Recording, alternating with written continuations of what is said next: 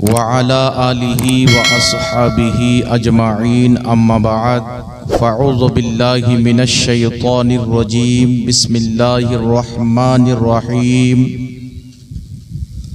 ألا إن أولياء الله لا خوف عليهم ولا هم يحزنون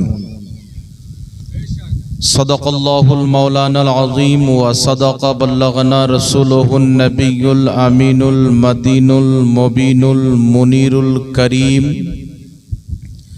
ونحن على ذلك لمن الشاهدين والشاكرين والحمد لله رب العالمين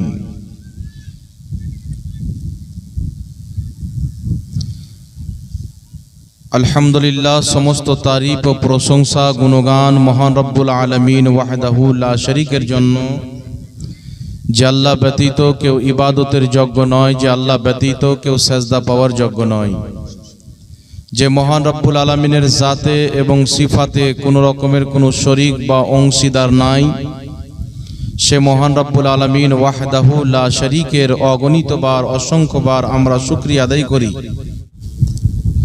যিনি জমিন আসমান পাহাড় পর্বত নদী নালা কুল কায়নাতকে সৃষ্টি করেছেন এবং তিনার সমস্ত সৃষ্টির মধ্যে আমাদেরকে সর্বশ্রেষ্ঠ বানিয়েছেন, যিনি আমাদেরকে আশরাফুল মাখলুকাতের তাজ প্রদান করেছেন, সে মহান রব্বুল আলামিনের আমরা সকলে শুকরিয়া আদায় করব, যিনি আমাদেরকে শ্বাস প্রদান করেন, আমাদেরকে জীবন প্রদান করেছেন, আমাদেরকে চলাফেরা করার শক্তি দান করেছেন, দেখার শক্তি, শোনার শক্তি, বলার শক্তি। যে রব্বুল আলামিন আমাদেরকে আশরাফুল মাখলুকাত বানিয়ে আশরাফুল আম্বিয়ার আমাদেরকে উম্মত বানিয়েছেন এবং মুসলমানদের মধ্যে ৭৩টি ফিরকার মধ্যে যে একটি জান্নাতি পথ, সে জান্নাতি পথ আহলে সুন্নাত ওয়াল জামাত অর্থাৎ সুন্নি জামাতে আমাদেরকে কায়েম ও দায়েম রেখেছেন। তাই সকলে মিলে জবান খুলে পাঠ করি আলহামদুলিল্লাহি রাব্বিল আলামিন। আল্লাহ পাকের হামদ ও সানার পর রাসূল আকরাম নূরে মুজাসসাম সরওয়ারে দো আলম রহমাতুল লিল আলামিন শফিউল মুজনবিন আনিসুল গারিবিন রাহাতে আশিকিন মুরাদুল মুমিনিন সয়্যাহে লা মাকা নাজিশে কওনো মাকা ইমামুল আম্বিয়া সৈয়দুল আম্বিয়া শাফায়ে মাহশর মক্কার সরদার মদিনার তাজদার মা আমেনার লাল আব্দুল্লাহর নয়নতারা শাফাতের কান্ডারি রহমতের ভান্ডারি কাল কিয়ামতের কঠিন দিনে সুন্নি সহিহুল আকীদা মুসলিমদের শাফাআতকারী আহমদে মুস্তাবা তাহাওয়া ইয়াসিন সিরাজম মুনির বশির ও নজির জনাবে হযরতে মুহাম্মদুর রাসূলুল্লাহ সাল্লাল্লাহু তাআলা আলাইহি ওয়া আলিহি ওয়াসাল্লামের প্রতি অগণিতবার অসংখ্যবার দুরূদ ও সালাম বর্ষিত হোক, গর্বিত হোক, সকলে পড়ুন আল্লাহুম্মা আমিন। মঞ্চে উপস্থিত সম্মানিত বিজ্ঞ অভিজ্ঞ উলামায়ে কেরাম, হাজরিন মজলিস, ইসলাম দরদি ভাই ও বাবাজিরা, পর্দার আড়ালের মা ও বোনেরা, সকলকে আমার আন্তরিক সালাম ও শুভেচ্ছা জানিয়ে মহান রব্বুল আলামিনের মহান দরবারে তার মহান নবীর ওসিলা দিয়ে দোয়া করি যেন আল্লাহ পাক আমাকে সঠিকভাবে বুঝাবার এবং সকলকে বুঝার তৌফিক দান করেন। এবং আল্লাহ তাবারাক ওয়া তাআলা আমরা যে ওলির দরবারে এসেছি তিনার ফয়েজ ও বরকত থেকে, তিনার ফয়েজ ও বরকত দিয়ে আমাদের সকলকে যেন মালামাল করেন, সকলে পড়েন আল্লাহুম্মা আমিন। আল্লাহু আমিন। বিরাদির ইসলাম, আমার পূর্বে আপনারা কয়েকজন আলিম ওলামার জবান দ্বারা হইতে আলোচনা শ্রবণ করলেন। আমি আপনাদের মহব্বতের দরবারে হাজির হয়েছি। আল্লাহ পাক আমাদের সকলের হাজিরিকে কবুল করেন, সকলে পড়েন আল্লাহুম্মা আমিন। আল্লাহু আমিন। বিরাদির ইসলাম, আমাদেরকে আজকে আল্লাহ তাবারাক ওয়া তাআলা নিজের তৌফিকে, নিজের এনায়েতে এই পবিত্র মাহফিলে উপস্থিত করেছেন। এই মাহফিল কায়েম হওয়ার আপনার আমার আসার ওসিলা মাধ্যম হচ্ছেন একজন আল্লাহওয়ালার দরবার, তিনার মাজার শরীফ, তিনার রওজায়ে মুবারাকা। সর্বপ্রথম একটি কথা বলে দিই যে আজকে বীরভূমের মাটিতে আমি এসেছি ঝাড়খণ্ড থেকে। বীরভূম এলাকাবাসী, আমাদের রাজমহল এলাকাতেও প্রচার আছে যে বীরভূমের মানুষ খুব ওলিয়া উলিয়া ভক্ত মানুষ। পীর মাশায়েখদের সম্মান করনেওয়ালা, আল্লাহ ওয়ালাদেরকে মোহাব্বত করনেওয়ালা, যার কারণে আপনাদের বীরভূমের মাটিতে বিভিন্ন এলাকা থেকে আল্লাহর নেক বান্দারা এসেছেন, এসে এই বীরভূম এলাকাতে বসে গেছেন। মানুষের ভালোবাসা মোহাব্বত যেখানে পাওয়া যায় ওই জায়গা ছাড়তে খুব কষ্ট হয়। তার কারণে আজকে বিশাল বড় বড় খানকা শরীফ, যে খানকা শরীফ একেবারে শরীয়ত অনুযায়ী, যে খানকার সাজ্জাদা নশীন গদ্দি নশীনগণ বড় বড় আলিম, যেমন আপনাদের বীরভূমের মাটিতে একটি এলাকা আছে দুবরাজপুর বলে, সেখানে খানকাহে নাইমিয়া, খানকাহে আশরাফিয়া, খানকাহে বুখারিয়া, বড় বড় খানকা শরীফ রয়েছে। কারণ এই দেশের মানুষ, এই এলাকার মানুষ আউলিয়া কেরামকে মোহাব্বত করনেওয়ালা। আর সব হিন্দুস্তান, পাকিস্তান, বাংলাদেশ, এখানকার মানুষ যে ঈমান পেয়েছে, এখানকার মানুষ যে দ্বীন পেয়েছে, শিক্ষা পেয়েছে, এক আল্লাহকে চিনেছে, তো আউলিয়া কেরামের মাধ্যমে। বলেন সুবহানাল্লাহ। একটি কথা মনে রাখবেন, ভারতীয় মুসলমান যদি আজকে কেউ পাকিস্তানে গিয়ে পাকিস্তানি হয়েছে, বাংলাদেশ আলাদা হয়েছে, এককালীন সবাই কিন্তু ভারতীয় মুসলমান ছিল। ভারতে একটাই দেশ ছিল। তো ভারতীয় মুসলমানরা যে ঈমান পেয়েছে, দাড়ি রাখা সুন্নাত এ মাসলা পেয়েছে, মসজিদ তৈরি করতে হবে, আজান দিতে হবে, জামাত করতে হবে, মাদ্রাসা তৈরি করতে হবে, এই সমস্ত জিনিস ভারতীয় মুসলমানরা পেয়েছে আউলিয়া কিরামের মাধ্যমে পেয়েছে। জোরে বলেন সুবহানাল্লাহ। তার কারণে ভারত, বাংলাদেশ, পাকিস্তানের মাটিতে বড় বড় আল্লাহ ওয়ালাদের রওজা মুবারক থাকার কারণে আমার আপনার নবী সাল্লাল্লাহু আলাইহি সাল্লাম আউলিয়া কিরামের মাজার তৈরি হওয়ার বহু পূর্বে, 1450 বছর পূর্বে বলেছিলেন যে আমি হিন্দুস্তানের মাটি থেকে আমি ঠান্ডা হাওয়া পাচ্ছি। জোরে বলেন সুবহানাল্লাহ। তাই বিরাদর ইসলাম, আমরা ভারতীয় মুসলমান আউলিয়া কিরাম দেরকে আমরা সম্মান করি। তার কারণে উলামায়ে কিরাম, ফুকাহায়ে কিরাম, সাহাবায়ে কিরাম, তাবিঈন, তাবে তাবিঈন, চারো মাযহাবের ফুকাহায়ে কিরাম অর্থাৎ হানাফি, শাফি, মালিকি, হাম্বলি, সকলের নিকটে যারা আল্লাহর নেক বান্দা হয় তাদের সম্মান খাতিরে তাদের কবরকে কেউ যেন সাধারণ কবর না মনে করে, তার কারণে তাদের কবরের উপরে গুম্বাদ তৈরি করা, তাদের কবরকে সাজানো চারো মাযহাবের ফুকাহায়ে কিরাম বৈধ এবং জায়েজ বলেছেন। জোরে বলেন সুবহানাল্লাহ। তার কারণে আজকে হিন্দুস্তানের মাটিতে মাজার শরীফ আউলিয়া কিরামের মাজার সাজানো আছে, পাকিস্তানে সাজানো আছে, বাংলাদেশে শাহজালাল ইয়ামানি রাহমাতুল্লাহ আলাইহির মাজার শরীফ সাজানো আছে। আপনি চলে যান এখান থেকে ইরাকের মাটিতে চলে যান, কুফার মাটিতে চলে যান, ইরানের মাটিতে চলে যান, আজকে পৃথিবীর ইসলামিক সবচাইতে বড় মাদ্রাসা আল জামিয়াতুল আজহার মিশর কায়রাতে চলে যান, সেখানে ইমাম শাফি, ইমাম বদরুদ্দিন আইনি সহ বড় বড় আউলিয়া কিরামের মাজার লেবনানে চলে যান পাবেন, ইরাকে চলে যান পাবেন, ইরানে চলে যান পাবেন, শাম দেশে চলে যান পাবেন, মিশরে চলে যান পাবেন, জর্ডানে চলে যান পাবেন, ফিলিস্তিনে চলে যান পাবেন। সারা পৃথিবীতে প্রত্যেকটা দেশে আউলিয়া কিরামের মাজার তৈরি করা আছে। জোরে বলেন সুবহানাল্লাহ। এখন প্রশ্ন হলো যে আউলিয়া কিরামের মাজার তৈরি করা যদি বৈধ হয়, তাহলে আরবের মাটিতে মাজার কেন নাই? জি, কিন্তু একটা কথা মনে রাখবেন, সর্বপ্রথম মাজার তৈরি হয়েছে আরবের মাটিতে। আজ মুসলমান নিজের তারিখকে ভুলে গেছে। যদি মুসলমানকে জিজ্ঞাসা করা হয় মুসলমান নিজের ইতিহাস বলে কত পিছিয়ে গেছে, যদি জিজ্ঞাসা করা হয় ভারতের মাটিতে মুসলিম সাম্রাজ্য কতদিন থেকেছে, মুসলমানরা কতদিন রাজত্ব করেছে, তো মুসলমানদের বাচ্চারা বলতে পারবে না।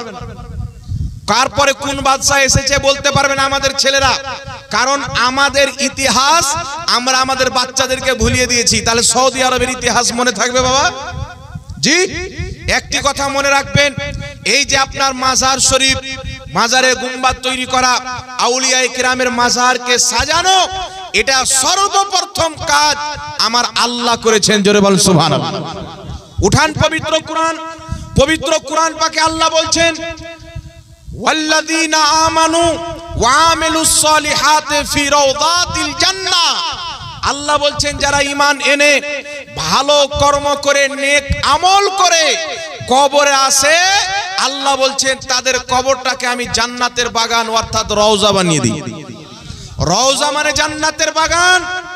যখন তিনাকে মাটিতে দাফন করা হয়, একজন আল্লাহর ওলি বান্দাকে, ইমানদার বান্দাকে, যারা দুনিয়াতে আল্লাহকে রাজি করেছেন, নামাজ কায়েম করেছেন, রোজা রেখেছেন, হজ করেছেন, যাকাত দিয়েছেন, মানুষের সাথে ভালো ব্যবহার করেছেন, নবী মুস্তাফার সুন্নাত অনুযায়ী জীবন যাপন করে আল্লাহর নিকট লাভ করে বেলায়াতের দরজা পেয়ে আল্লাহর ওলি হয়েছেন, আল্লাহ বলছেন আমি তাদের কবরটাকে তোমরা রেখে আসো মাটিতে, আমি আল্লাহ জান্নাতের বাগান বানিয়ে সাজিয়ে দিই। জোরে বল সুবহানাল্লাহ।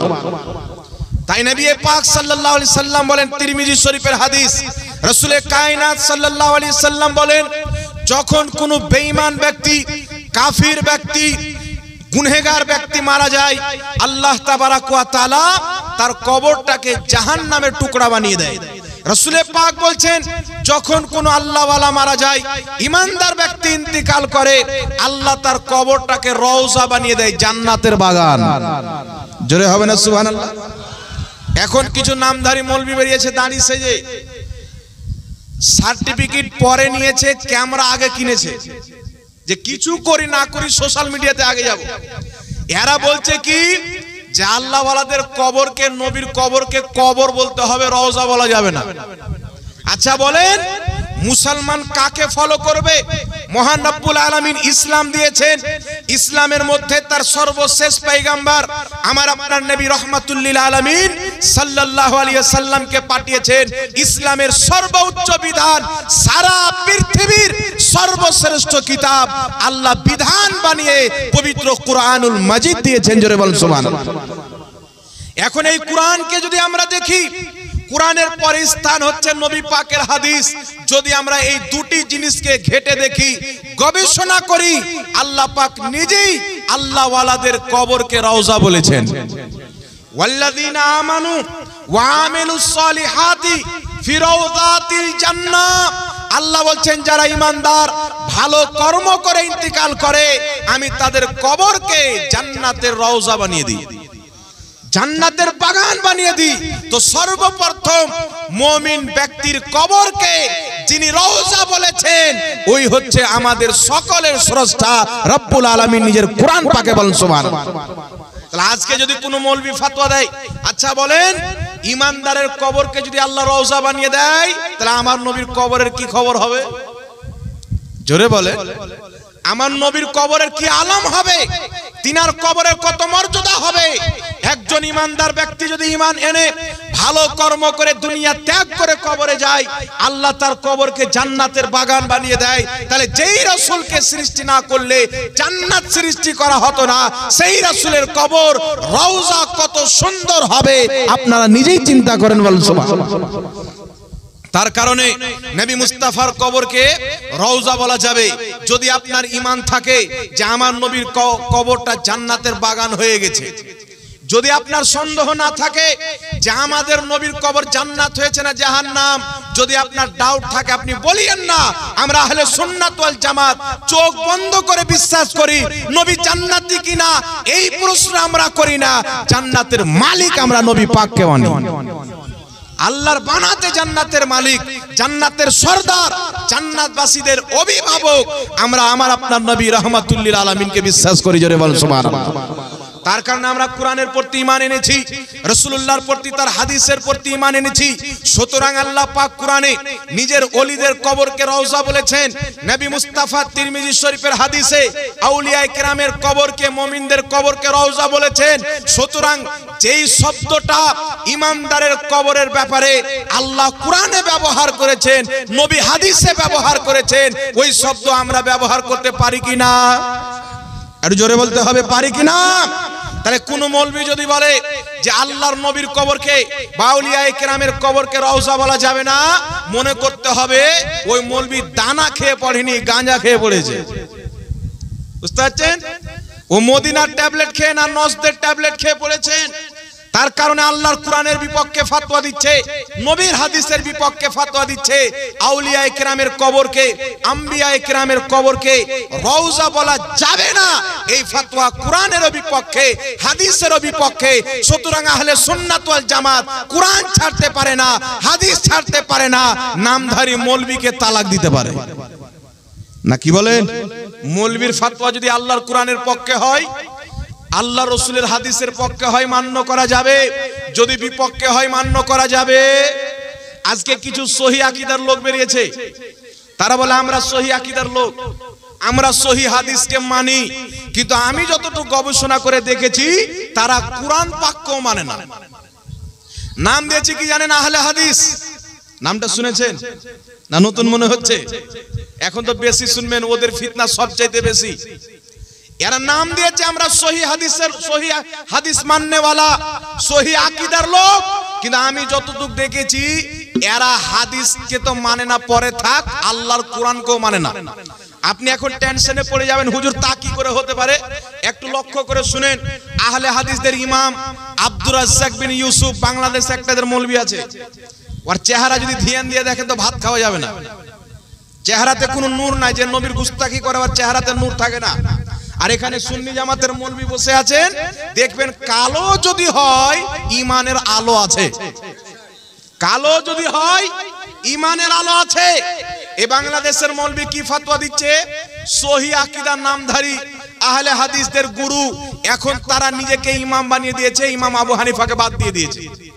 তারা বলে আবু হানিফার ব্যাখ্যা মানা যাবে না, কিন্তু এদের মৌলবি যদি হাদিসের বিপক্ষে ব্যাখ্যা দেয় ওটা এরা মাথা নত করে মেনে নেয়। তো অন্ধ মুকাল্লিদ যদি কেউ থাকে, অন্ধ পূজারী কেউ যদি থাকে, বর্তমান নামধারী আহলে হাদিস আছে, সুন্নিরা চোখ বন্ধ করে মানে না। বাংলাদেশের একজন মুফতি আলাউদ্দিন জিহাদি সাহেব আমাদের ভারতে এসেছিলেন, তিনি ফতোয়া দিয়েছেন মহিলাদের মাজার যাওয়া জায়েজ। আমরা সবাই ওনাকে ধরেছিলাম কিনা? ভুল হতে পারে কিনা মানুষের? আর উনি বলেছেন ওনার কাছে কিছু দলিল হতে পারে না, কি বলেন? তবু আমরা আঁকড়ে ধরেছিলাম যে বর্তমান জামানায় ফিতনার কারণে মহিলাদের মাজার যাওয়া হারাম আছে। আমরা তিনার পিছে লেগেছিলাম কিনা? একটু জোরে বলেন। তো আলাউদ্দিন জিহাদি ক্যাম্প করে কিনা? নিজেকে সুন্নি বলে কিনা? আলা হযরতের নাম নেয় কিনা? উনাকে আমরা ছাড়িনি কেন? কারণ সুন্নি জামাত হলো জান্নাতি। আল্লাহর কোরআন তো কোরআন। যদি কোনো ফুকাহায়ে কেরামের বিপক্ষে কোনো মৌলবি ফতোয়া দেয়, কোনো মুফতি ফতোয়া দেয়, সুন্নি জামাতের মৌলবি তাকে ছাড়বে না। জোরে বল সুবহানাল্লাহ। কারণ আমাদের এখানে আমাদের আমল কমজোর হতে পারে, কিন্তু আমাদের এখানে ঈমানের মধ্যে ভেজাল আমরা পছন্দ করি না, আকীদার মধ্যে কোনো ভেজাল নাই। সুতরাং শুনেন, এই যে সহি আকীদা মান্যকারী নিজেকে বলে আহলে হাদিস, আমি যতটুকু গবেষণা করেছি ইসলামের মধ্যে ৭৩টি ফিরকা হবে, ৭২টি জাহান্নামে যাবে। ওই ৭২টির মধ্যে সবচাইতে নিকৃষ্ট দল যদি থাকে, ওই দলটার নাম হলো আহলে হাদিস। সবচাইতে কানা দল যদি থাকে, শুনেন কি করে আপনাকে বলছি, শুনেন একটা কথা বলেন তো বাবা, তারা যখন, আপনারা যখন আমাদের নাম লেন তো মুফতি জাহাঙ্গীর, মাওলানা জাহাঙ্গীর, মাওলানা অমুক, মুফতি অমুক, হাফিজ অমুক বলেন কিনা? এরা যখন এদের মৌলবীর নাম নিবে, শেখ অমুক, শেখ অমুক বলে কিনা? এই শেখ কাকে বলে জানেন? পীরকে শেখ বলা হয়। পীরের আরবি শব্দ হচ্ছে শেখ, আর পীর শব্দ এটা হচ্ছে ফার্সি শব্দ। আমাদের দেশে এককালীন ইরানি বাদশাদের হুকুমত ছিল, রাজত্ব ছিল, তার কারণে ফার্সি ভাষা বেশিরভাগ পরিচালিত ছিল। তার কারণে আমরা নামাজ বলি ফার্সিতে, কিন্তু নামাজের আরবি হলো সালাত। রোজা বলি ফার্সিতে, রোজার আরবি হলো সিয়াম। পীর বলি ফার্সিতে, পীরের আরবি হলো শেখ। তো তারা তাদের মৌলবীর যখন নাম নেয়, আগে পীর শব্দ ব্যবহার করে কি করে না? শেখ বলে কি বলে না? আপনাকে বলবে পীর মানা হারাম, বেটা প্রত্যেক মৌলবীকে পীর মানে। কেউ যদি বলে পানি পান করা যায়, ওয়াটার পান করা না যায়, তাহলে আপনি কি বলবেন? এ মৌলবীর তার কাটা আছে না, কি বলেন? বলবেন কি বলবেন না? তো এরা বলে পীর মানা হারাম, আর আরবিতে ওদের প্রত্যেক মৌলবীকে শেখ বলে পীর মানছে। তাহলে এরা এইরকম হলো অন্ধ ভক্ত। সুতরাং শুনেন, এদের বড় পীর আহলে হাদিসদের বর্তমান জামানার সবচাইতে বড় পীর নাম হলো আব্দুর রাজ্জাক বিন ইউসুফ। কাজ্জাব বিন ইহুদি বলা যায় আছে, কারণ আবু জেহেলের নাম ছিল আবুল হেকাম, নবীর দুশ্মনী করার কারণে তার নাম হলো আবু জেহেল। জ্ঞানীদের পিতা নাম ছিল, পরে হলো মূর্খদের পিতা। তো এই যে কাজ্জাব ব্যক্তি একটি ফতোয়া দিয়েছে বিনা উজুতে মহিলারা অপবিত্রতার অবস্থায়, মহিলারা ঋতু অবস্থায় কোরআনকে ধরে পড়বে। নাউজুবিল্লাহ হবে না? বলেছে কি বলেনি? আমি কি মিথ্যা বলছি? আপনি চেক করে নিতে পারেন। শুনেন, বলছে বিনা উজুতে অপবিত্রতার অবস্থায় মহিলারা কোরআনকে ধরে পড়তে পারবে। এখন আপনাদেরকে বলি, শুনেন আল্লাহর কোরআন এই বিষয়ে কি বলেছেন। এই যে ফতোয়া দিয়েছে, এই ফতোয়াটা কোরআনের বিপক্ষে। আমাদের রব্বুল আলামিনের কোরআন কি বলে, নবী পাকের হাদিস কি বলে, একটু শুনেন।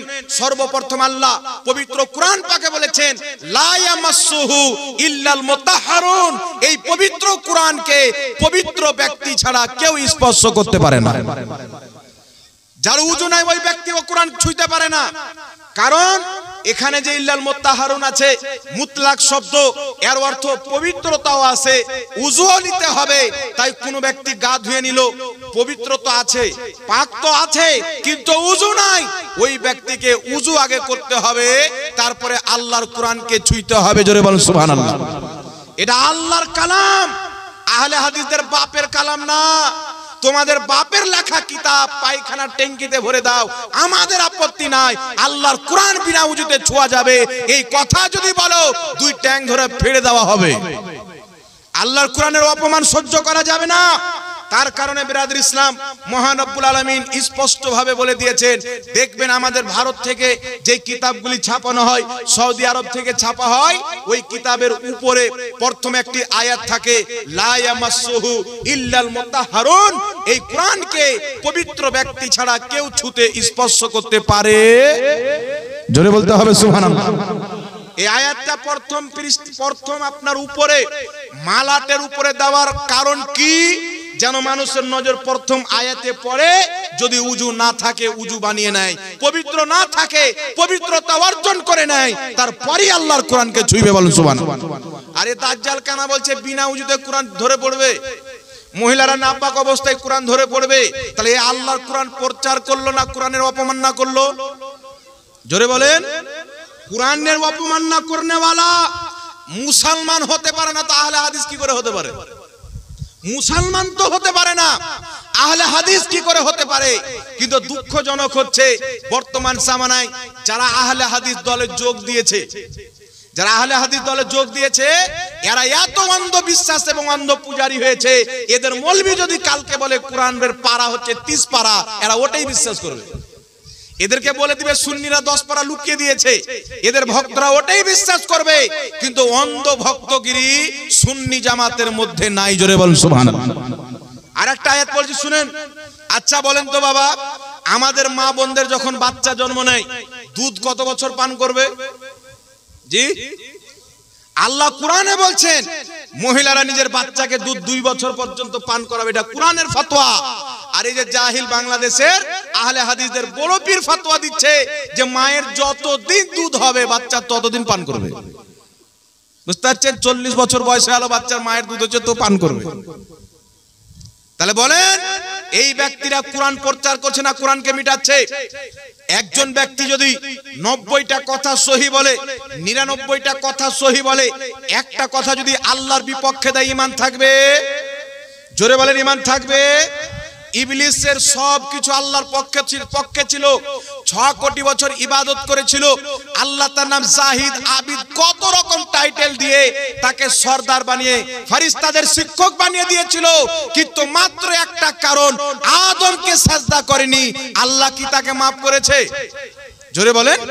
কারণ আল্লাহর হুকুমের বিপক্ষে ছিল। সুতরাং এদের যারা বক্তব্য শুনবে তারা ঈমান হারা হয়ে যাবে। কারণ কোন মহিলা যদি ঋতু অবস্থায় থাকে, কোরআন পাক স্পর্শ করা তার জন্য নাজায়েজ রয়েছে। যদি কোনো ব্যক্তির ওযু না থাকে কোরআন স্পর্শ করা যাবে না। আল্লাহর কালামকে ছুঁইতে গেলে পবিত্রও হতে হবে, ওযুও করতে হবে। বলেন সুবহানাল্লাহ। এইবার চলে আসেন বিরাদর ইসলাম, আপনাদের সম্মুখে এদের কয়েকটি আকীদা দেখায়। এরা শুধু কোরআন পাককে অস্বীকার করে না, এদের সবচাইতে বড় পীরের নাম হচ্ছে ডক্টর জাকির নায়েক। এই নাম তো সবাই শুনেছেন। জাকির নায়েক সাহেবকে এরা সবচাইতে বড় পীর মনে করে। জি, আচ্ছা বলেন তো, জাকির নায়েক সাহেব এক জায়গায় বক্তব্য দিয়েছে, আমাকে একজন বলছে যে আমাদের নবীর ভুল হয়েছে কিন্তু জাকির নায়েকের ভুল হয়নি। নাউজুবিল্লাহ বলবেন না? আর শুধু তাই নয়, আমার কাছে ভিডিও আছে, প্রয়োজন পড়লে নিয়ে যাবেন। সৌদি আরবের একজন আহলে হাদিস শেখ বক্তব্য দিচ্ছে কি, যে নাসিরউদ্দিন আলবানী, ইবনে তাইমিয়া কোনো ভুল করেনি, মুহাম্মদ বিন আব্দুল ওয়াহাব নজদি কোনো ভুল করেনি, কিন্তু আমাদের নবীর অনেক ভুল আছে। তাহলে এরা নবীর চাইতে নিজের মৌলবীকে বড় করেছে কি করেনি? তাই এদের মৌলবী যদি কোরআনের বিপক্ষে ফতোয়া দেয়, কোরআন তাকে রেখে দিবে, নিজের মৌলবীর ফতোয়াকে মানবে, এরই নাম আহলে হাদিস। এদের ফতোয়ার বিপক্ষে যদি 100টা সহিহ হাদিস থাকে, 100টা সহিহ হাদিসকে জাল বানাবে, কিন্তু তাদের মৌলবীর ফতোয়াকে কোনোদিন ভুল বলবে না, এর নাম আহলে হাদিস। এইবার আমার কাছে শুনেন বাবা, বর্তমান জামানাতে একটা ফিতনা উঠেছে বাংলাদেশে। ফিতনাটা হচ্ছে আমাদের নবী 40 বছর পরে নবী হয়েছেন না তার আগে নবী হয়েছে? জোরে বলেন। আগে না? আমাদের বাচ্চার ঈমান ঠিক আছে, বলবে যে আমাদের নবী আদমেরও আগে নবী। আর এদের মৌলবী, এদের 3 নাম্বার পীর, আহলে হাদিসদের 3 নাম্বার পীর, যার নাম হচ্ছে আহমদুল্লাহ। বর্ধমানের একটা গোপাল ভাড় আছে পোল্ট্রি মুরগি, এওয়াকে বলছে শেখ আহমদুল্লাহ। বেটা তুই তো পীর মানিস না, তবে পীর কেন বলছিস? তো গোপাল ভাড়ের পীর আহমদুল্লাহ কি বলেছে বাংলাদেশের, যে আমাদের নবী 40 বছর পর নবী হয়েছে, এর আগে নবী ছিল না। নাউজুবিল্লাহ বলে, মানে এর আগে ওর বাপের ভাইরা ছিল না, কি বলেন, নবী ছিল না এর আগে। নাউজুবিল্লাহ বলেন না জোরে। আর যুক্তি কি দিচ্ছে, বলছে 40 বছর পূর্বে, বর্ধমানের পোল্ট্রি মুরগি বলছে 40 বছর পূর্বে যদি নবী হয়, তাহলে ওহি 40 বছর পরে কেন আসলো, আগে কেন আসলো না? এবার পাবলিক কিছু কি মনে করছে, কথা তো আসলেই যার উপরে ওহি আছে ও নবী, তাহলে 40 বছর পূর্বে নবীর উপরে ওহি আসেনি, তো তিনি নবী ছিলেন না। 40 বছর পরে ওহি অবতীর্ণ হয়েছে, তাহলে 40 বছর পরে নবী হয়েছে। এই যুক্তি আহমদুল্লাহ বারবার পেশ করছে। আরেকটা যুক্তি দিচ্ছে কি, নবী পাকের 40 বছর বয়সের পূর্বে, নবুয়তের এলান করার পূর্বে আমাদের নবীর 2টা মেয়ের বিবাহ আবু লাহাবের বেটার সাথে হয়েছিল। তো আবু লাহাব তো কাফের, নবী পাক যদি আগে নবী থাকতেন, তাহলে কাফিরের সাথে মেয়ের বিয়ে কেন দিলেন? তো তখন কি শরীয়ত নাজিল হয়েছিল? জোরে বলেন। তখন তো দারু পান করা যাইছিল, তাহলে দাজ্জাল কানারা কি বলবে? এইবার আমি আপনাকে বলছি শুনেন, বর্ধমানের পোল্ট্রি মুরগিকে বলতে চাই, এ বেটা বলছে বাংলাদেশের গিয়াসউদ্দিন তাহেরিকে নিয়ে এসো, আলাউদ্দিন জিহাদিকে নিয়ে এসে আমার মাদ্রাসায় বসো। আমি বলবো বাংলাদেশ থেকে আনার দরকার নাই, তোমার মতন 1000টা পাগলা খ্যাপাকে নিয়ে এসে আমার সামনে বসো। বাংলাদেশ যাওয়ার দরকার নাই, তোমাদের দাঁত ভাঙার জন্য ভারতের একজন আহলে সুন্নাত ওয়াল জামাতের মুফতি যথেষ্ট আছে, একজন আলিম যথেষ্ট আছে। আমার নবী 40 বছর পূর্বে নবী ছিল, ওয়াহাবি দেওবন্দীদের দাবি, আহলে হাদিসদের দাবি 40 বছর পর নবী হয়েছে, আগে নবী হয়নি। আমি চ্যালেঞ্জ করছি, যদি কোনো আহলে হাদিস, যদি কোনো দেওবন্দী মায়ের দুধ পান করে থাকে, এই বিষয়ে আমাদের সামনে বসুক, আমরা প্রমাণ করব তাদের এই আকীদা নবী পাকের সহিহ হাদিসের বিরুদ্ধে আকীদা।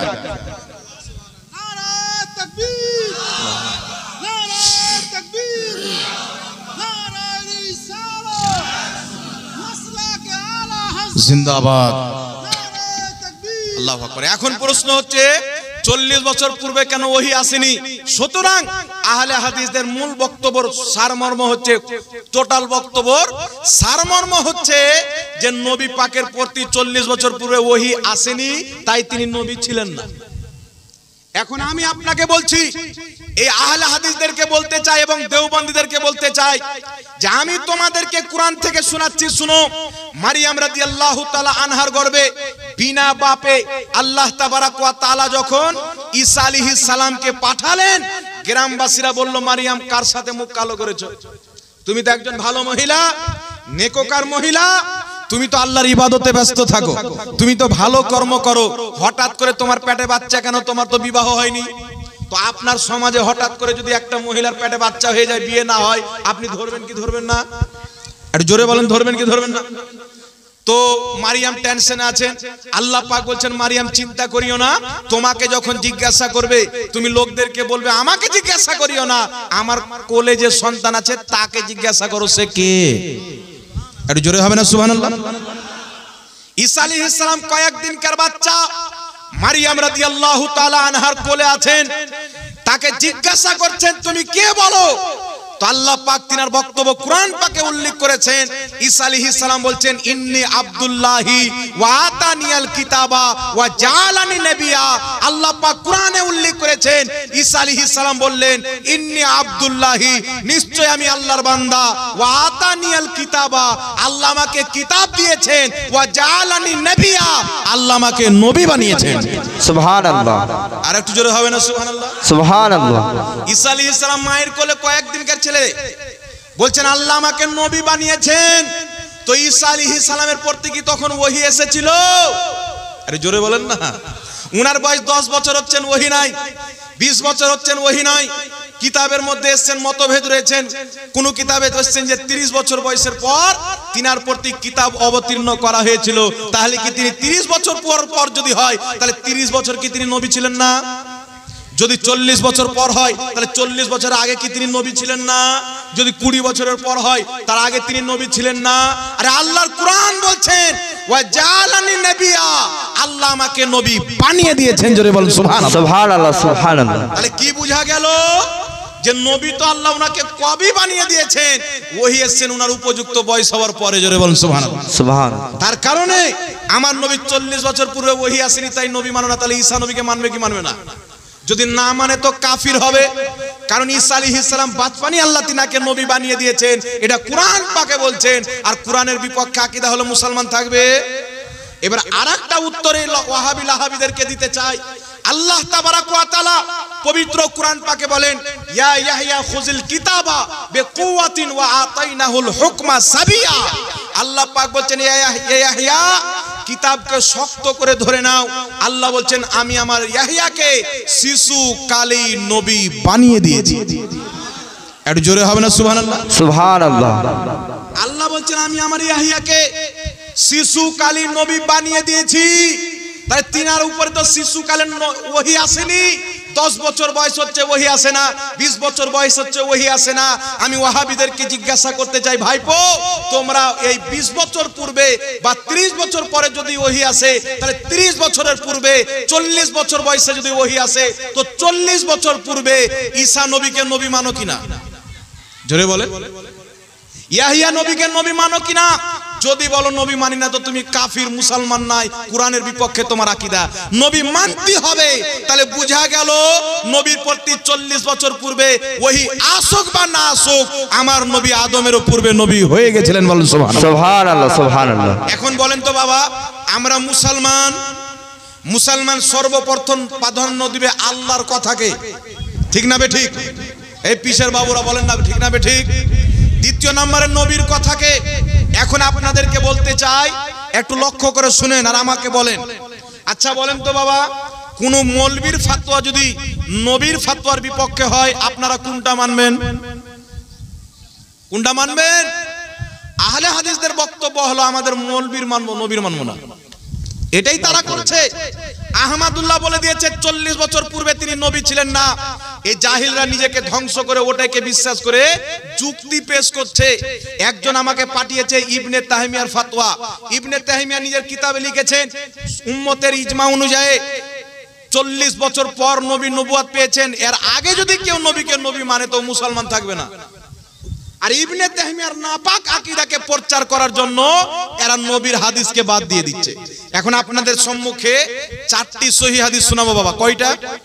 একটু জোরে বলেন কটা? 4টা সহিহ হাদিস শোনার পূর্বে আমি একটা চ্যালেঞ্জ করে দিতে চাই। এখানে মিডিয়ার ভাইরা এসেছে, লোকেরা এসেছে, আমার ভিডিও চতুর্দিকে যাবে। আমি একটা চ্যালেঞ্জ করে দিতে চাই, যদি কোনো আহলে হাদিস, যদি কোনো দেওবন্দি মতের মৌলবি আমাকে একটা হাদিস দিতে পারে, দয়ার নবী মায়ের নবী বলেছেন আমি 40 বছর পূর্বে নবী ছিলাম না, 40 বছর পর নবী হয়েছি, এই রকম একটা হাদিস যদি দিতে পারে, আমি জাহাঙ্গীর আলম রেজভী তাকে 10 লক্ষ টাকা পুরস্কার দেব।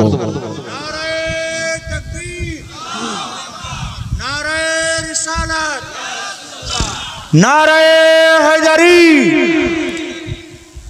যদি হিম্মত থাকে একটা হাদিস দাও, 10 লক্ষ টাকা পুরস্কার দেওয়া হবে।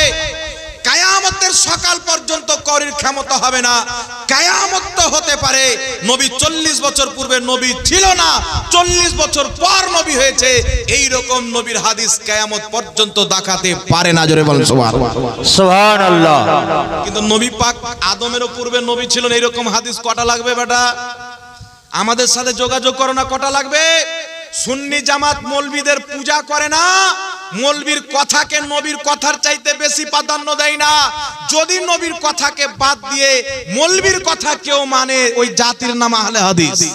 তো তোমরা আহলে হাদিস না, তোমরা হচ্ছে আহলে জাহিল মৌলবী, জাহিল মৌলবীর মান্যকারী। এখন আপনাদের সম্মুখে বাবা 4টি হাদিস শোনাবো। সর্বপ্রথম এটা তো বুঝতে পারলেন যে ওহী না আসলে নবী হবে না, এই গল্পটা ভুল। বুঝতে পেরেছেন কিনা? কারণ ঈসা নবী শিশুকালে নবী হয়েছেন, ইয়াহিয়া নবী শিশুকালে নবী হয়েছেন, কিন্তু উনাদের 10 বছর 20 বছর পর্যন্ত উনাদের প্রতি কোনো ওহী আসেনি। তাহলে 20 বছর কি তিনি নবী ছিলেন না? এই কথা কেউ যদি বলে আল্লাহর কোরআনের বিপক্ষে হবে। কারণ আল্লাহ কোরআন পাকে বলে দিয়েছেন যে তিনাদেরকে শিশু অবস্থায় আল্লাহ নবী বানিয়ে দিয়েছেন। তাহলে কি বোঝা গেল? 40 বছর পূর্বে যদি নবী পাকের প্রতি ওহী না আসে, তাহলে 40 বছর নবী ছিল না। এটা জাহিলদের আকীদা হতে পারে, ঈমানদার মুসলমানের আকীদা, তাওহীদি জনতার আকীদা হতে পারে না। জোরে বলুন সুবহানাল্লাহ। সুবহানাল্লাহ। আকীদা দিয়েছেন আমার রাসূল কি আকীদা দিয়েছেন, আপনাকে লক্ষ্য করে শুনতে হবে। কারণ আলা হযরত ইমাম আহলে সুন্নাত মুজাদ্দিদে আযম ইমাম আহমদ রাজা খা ফাজিলে বরেলভী রাহমাতুল্লাহ আলাইহি বলেছেন, সুনা জঙ্গল রাত अंधेरी ছাই বদলি কালি হে, সোনে वालों জাগতে রহিও চোরোं की रखवाली। সুবহানাল্লাহ। সুবহানাল্লাহ। চতুর সাইডে চোর ঈমান চুরি করার জন্য দাঁড়িয়ে আছে। তাই সুন্নি মুসলমান চেরাগ নিয়ে দাঁড়িয়ে থাকতে হবে, ঈমানকে মজবুত করে ধরে রাখতে হবে। কারণ আপনার রাসূল, আপনার নবী যে আকীদা দিয়েছেন, পৃথিবীর সমস্ত মৌলবী যদি নবীর বিপক্ষে আকীদা দেয়, মৌলবীকে তালাক দিতে হবে।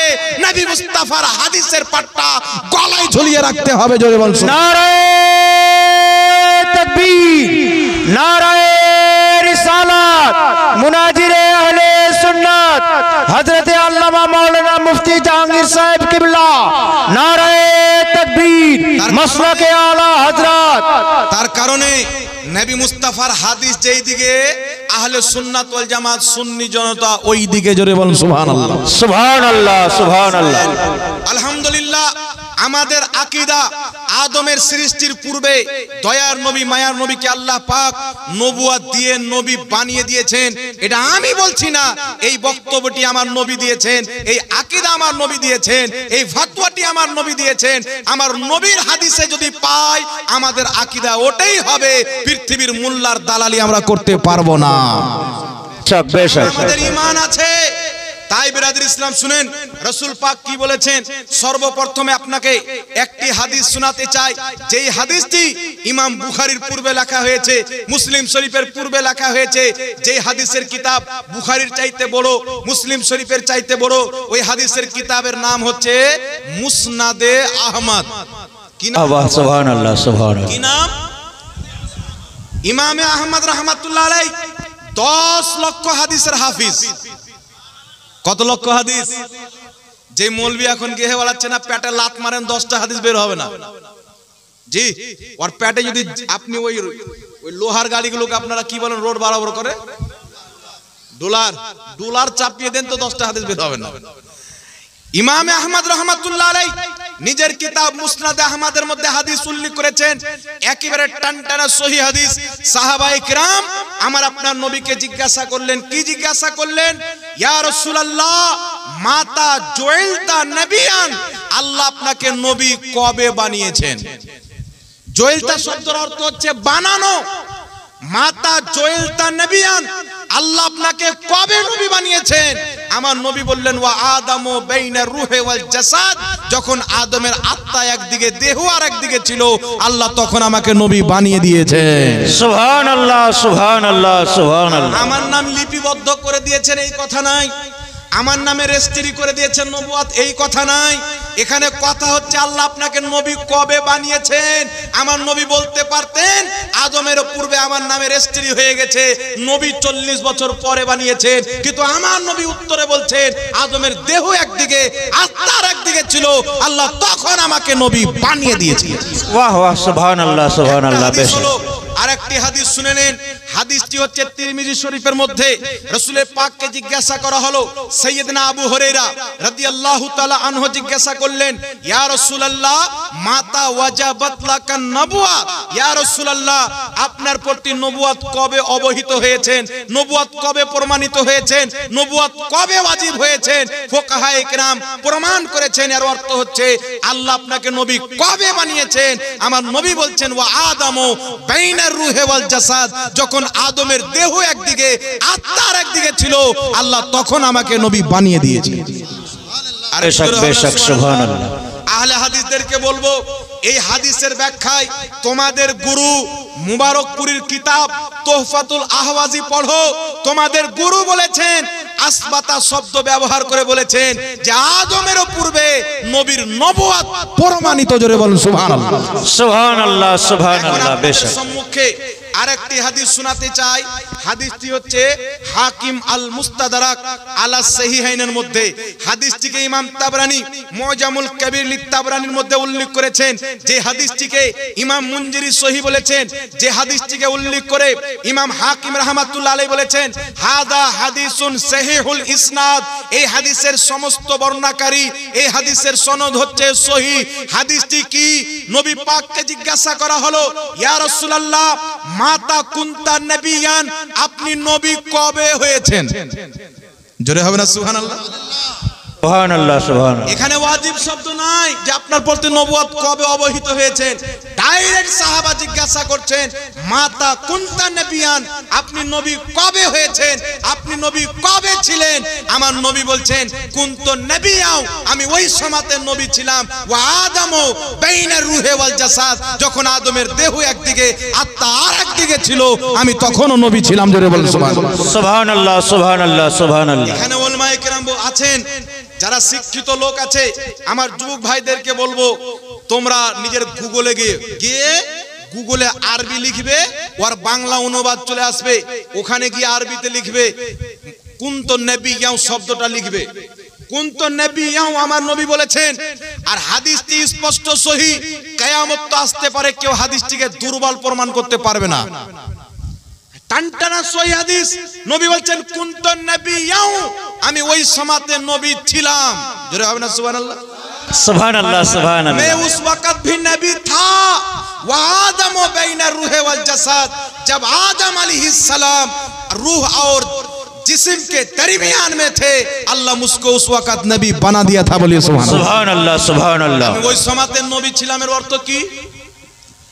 কুনতু নবিয়াও, আমি ওই সময়তে নবী ছিলাম। ওয়া আদামু বাইনা রূহে ওয়াল জাসাদ, যখন আদমের দেহ একদিকে আত্মা আর একদিকে ছিল আমি ওই সময়তে নবী ছিলাম। এই কথাটি আমার নবী বলছেন। আর জাহিল অন্ধভক্ত আহমদুল্লাহর মতন মূর্খ গাধা বলছে, যারা মানুষকে মিষ্টি ভাষাতে ঈমান মানুষের নষ্ট করে বেঈমান বানাতে চায়, শেখে ইসরাইল ইহুদিদের দালাল বলছে 40 বছর পূর্বে নবী ছিলেন না। আমার নবী বলছেন কুনতু নবিয়াও ওয়া আদামু বাইনার রূহে ওয়াল জাসাদ, আমি ওই সময়তে নবী ছিলাম যখন আদমের দেহ একদিকে আত্মা আর একদিকে ছিল। যারা মুসলমান আছে নবীর কথা মানবে, যারা ইহুদি আছে তারা ইহুদি শাইখের কথা মানবে। नाराए तकबीर, नाराए रिसालत, मुनाजिरे अहले सुन्नत हजरत अल्लामा मौलाना मुफ्ती जहांगीर साहिब किबला, नाराए तकबीर, मसलके आला हजरत। আমি এই অন্ধ আহলে হাদিস নামধারী বেঈমানদেরকে বলতে চাই, বিদআতি আকীদা পোষণকারী লামাযহাবীদেরকে বলতে চাই, তোমাদের পীর, তোমাদের তৃতীয় নাম্বার পীর আহমদুল্লাহকে জিজ্ঞাসা করো, একটা হাদিস চাও যে তুমি বলেছো নবী 40 বছর পূর্বে নবী ছিল না, 40 বছর পর নবী হয়েছে। যদি সে হাদিস না দিতে পারে তোমরা বুঝে নিও তোমাদেরকে তোমাদের শাইখরা, তোমাদের পীররা বেঈমান বানাচ্ছে। তওবা করে আহলে সুন্নাত ওয়াল জামাতে চলে আসিও যে আমাদের আউলিয়ায়ে কেরাম ইসলাম এই ভারতের মাটিতে 90 লাখ অমুসলিমকে কলমা পাঠ করিয়ে মুসলমান বানিয়েছে। সুবহানাল্লাহ সুবহানাল্লাহ। তোমাদের পীরের মধ্যে আমাদের পীরের মধ্যে তফাৎ। আমাদের পীর খাজা গরিব নওয়াজ রহমাতুল্লাহ আলাইহি, আমাদের পীর নিজামউদ্দিন আউলিয়া রহমাতুল্লাহ আলাইহি, আমাদের পীর মখদুমে সিমনা রহমাতুল্লাহ আলাইহি, আমাদের পীর হযরতে সিরাজউদ্দিন আখি পাক কুতবউদ্দিন বখতিয়ার কাকি, আপনার বাবা ফরিদগঞ্জে শাকার, আমাদের পীর আর তোমাদের পীরের মধ্যে তফাৎ হচ্ছে। আমাদের পীর যখন আমাদের পূর্বপুরুষরা, তোমাদের পূর্বপুরুষরা মূর্তির পূজা করত, চন্দ্রর পূজা করত, সূর্যের পূজা করত, ইসলামের চারাক যখন ভারতের মাটিতে জ্বলতে ছিল না, এমনি সমাতে আমাদের পীরেরা এসে তোমাদের বাপ দাদার মন্দিরকে ছড়িয়ে মসজিদের দিকে নিয়ে গেছে। বাহ বাহ বাহ, সুবহানাল্লাহ সুবহানাল্লাহ। পূজাকে ত্যাগ করে আল্লাহর পূজারি বানিয়েছেন। আজকে মসজিদে আজান হচ্ছে বুজরুগানের দিনের ফয়জানের কারণে, আজকে মসজিদ তৈরি হচ্ছে আউলিয়ায়ে কেরামের ফয়জানের কারণে, আজকে মুসলমানদের চেহারাতে দাড়ি, মুসলমান এক আল্লাহকে বিশ্বাস করে, নবীর রিসালাতকে মানে, এটা আমাদের পীরদের দান। আর তোমরা দাড়ি টুপি ছেড়ে বেঈমান হয়ে গেছো, আল্লাহ নবী সম্পর্কে আকীদা খারাপ করছো, এটা তোমাদের পীরের অবদান। তো তফাৎ কি হলো? আমাদের পীর মুসলমানকে প্রতিষ্ঠিত করেছে, বানিয়েছে, আর তোমাদের পীর তো একটাকে মুসলমান করতে পারবে না, বেঈমান বানাচ্ছে। কিভাবে বেঈমান বানাচ্ছে? ডক্টর জাকির নায়েক সাহেব কি বলছে? কোরআন পাকে 25টা আয়াত আছে ওসিলা হারাম। কটা আয়াত আছে বলছে? 25টা কোরআন পাকে আয়াত আছে ওসিলা হারাম। আগে একটা কথা শুনেন বাবা, আমার আপনার নবী বলেছেন, যে কথাটা আমি বলিনি, যদি কোনো বক্তা, যদি কোনো মৌলবি বলে যে নবী পাক এই কথা বলেছেন, আমার নামে মিথ্যা বানিয়ে বলে, তাহলে ওই ব্যক্তি নিজের ঠিকানা জাহান্নাম বানিয়ে নিল। জাহান্নাম দুনিয়াতে ও কনফার্ম করে নিল, টিকিট পেয়ে গেল জাহান্নামে। আর এমন টিকিট ও যদি বলে যাব না, টিকিট ক্যান্সেল করব, হবে না, জবরদস্তি ওকে বেঁধে নিয়ে যাও, তুই যাবি না কেন? তাহলে কেউ যদি নবীর নামে মিথ্যাচার করে, ওই ব্যক্তি যদি জাহান্নাম কনফার্ম হয়ে যায়, তাহলে আল্লাহর নামে যদি মিথ্যাচার করে, ওই ব্যক্তি কোন জাহান্নামে যাবে? জোরে বলে বলো, জাহান্নামে যাবে কি যাবে না? আমি আহলে হাদিস ভাইদেরকে বলবো, বলো তো, জাকির নায়েক সাহেব বলেছেন যে কোরআন পাকে 25টি আয়াত আছে ওসিলা হারাম, একটা আয়াত দেখাও তো। কিয়ামতের সকাল পর্যন্ত চ্যালেঞ্জ থাকলো, কোরআনকে তো আর বানিয়ে নিতে পারবে না। দু একটা হাদিস তোমরা বানিয়ে নিবে, কিন্তু কোরআন বানাইতে পারবে না। একটা আয়াত দেখাও আল্লাহর নামে তোমাদের ডক্টর মিথ্যাচার করেছে। এইজন্য আহলে সুন্নাত ওয়াল জামাত পৃথিবীকে যুগ যুগ থেকে বলে আসছে যে কোন মূর্খ ব্যক্তি কোনদিন পীর হতে পারে না, কোন মূর্খ ব্যক্তি কোনদিন বক্তা হতে পারে না, কোন মূর্খ ব্যক্তি কোনদিন মুর্শিদ হতে পারে না। আরে পীর হওয়ার জন্য আলিম হওয়া শর্ত, বক্তা হওয়ার জন্য আলিম হওয়া শর্ত। বলুন সুবহানাল্লাহ সুবহানাল্লাহ সুবহানাল্লাহ। বেশক অনেক কথা সহি বললো, এমন জায়গাতে আপনাকে ফেলে দিবে, জাহান্নাম নিয়ে গিয়ে ছাড়বে। তার কারণে বিরাদর ইসলাম, আচ্ছা বলেন তো বাবা, এখানে আমি বক্তব্য রাখছি, ভুল করে আপনাদের বাপ তুলে গালি দিয়ে দিলাম বা মা তুলে গালি দিলাম, ভুল করে দিলাম না কি করে দিলাম, আপনি দেখবেন সব গুনগান চালু হয়ে যাবে, মৌলবীকে ধর, বক্তব্য শেষ হবে। তো জালসা তো খারাপ করবে না, বাইরে ধর ওকে, না কি বলেন? কেউ ফের আছে এখান থেকে চাপ্পল চালিয়ে দিবে, মারবে কি মারবে না? আর বাপ মা তুলে গালি দেওয়ার জন্য মৌলবীকে ডেকেছেন? কুরআন ও সুন্নাহর বক্তব্য শোনার জন্য ডেকেছেন। ওই মৌলবী যদি বাপ মা তুলে গালি দেয়, ওকে ধরতে হবে কি হবে না? মার খাবে কি খাবে না? জোরে বলেন, খাবে। তাহলে কোন বক্তা যদি জেনে বললো না, না জেনে বললো, এটা দেখার দরকার নাই। তাহলে কোন বক্তা যদি বলে যে বর্তমান জামানায় নবী পাককেও মানা হারাম, মুসলমান না কাফির?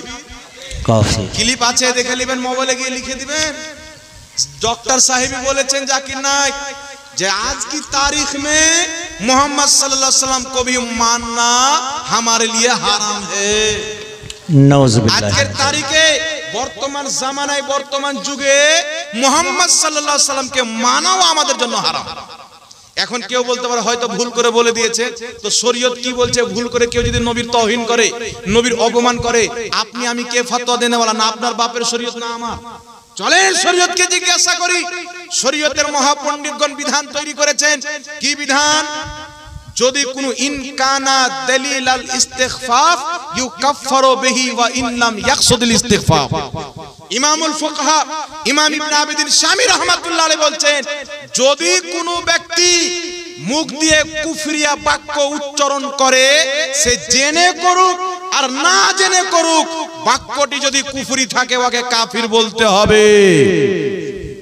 এখানে বক্তব্য দিয়ে আমি চলে গেলাম, রেকর্ডিং হচ্ছে। কালকে যদি কোনো হুজুর বক্তব্যটা দেখে বলো, হুজুর আপনি এখানে একটা ভুল কথা বলেছেন, সঙ্গে সঙ্গে আমাকে তওবা করতে হবে কি হবে না বাবা? একটু জোরে বলেন। জি হ্যাঁ, হবে না? तौबा करते হবে। কিন্তু এত বড় কথা, आज की तारीख में मोहम्मद सल्लल्लाहु अलैहि वसल्लम को भी मानना हमारे लिए हराम है। বর্তমান যুগে মোহাম্মদ সাল্লাল্লাহু আলাইহি ওয়াসাল্লামকে মানাও আমাদের জন্য হারাম। আরে তুই ভুল করেই বলেছিস, কিন্তু তওবা ছিল কি ছিল না? একটু জোরে বলেন।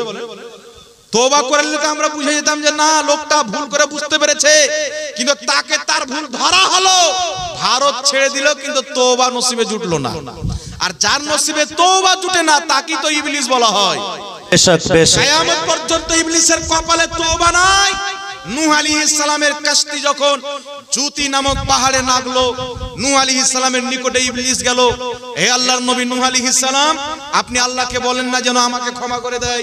নূহ আলাইহিস সালাম আল্লাহকে বলছেন, আল্লাহ ইবলিসকে কি ক্ষমা করার কোনো রাস্তা নাই? আল্লাহ বলছেন, রাস্তা আছে, আমার আদমের কবরকে সাজদা করতে বলো। ইবলিস বলছে, জীবিত অবস্থায় করেনি, মরার পর করব, আমার দ্বারাই হবে না। তো আল্লাহ বলছে, তুই মাপও পাবি না, তোমার নসিবে কিন্তু তওবা নাই বাবা। এত বড় কথা। একজন কোন ব্যক্তি যদি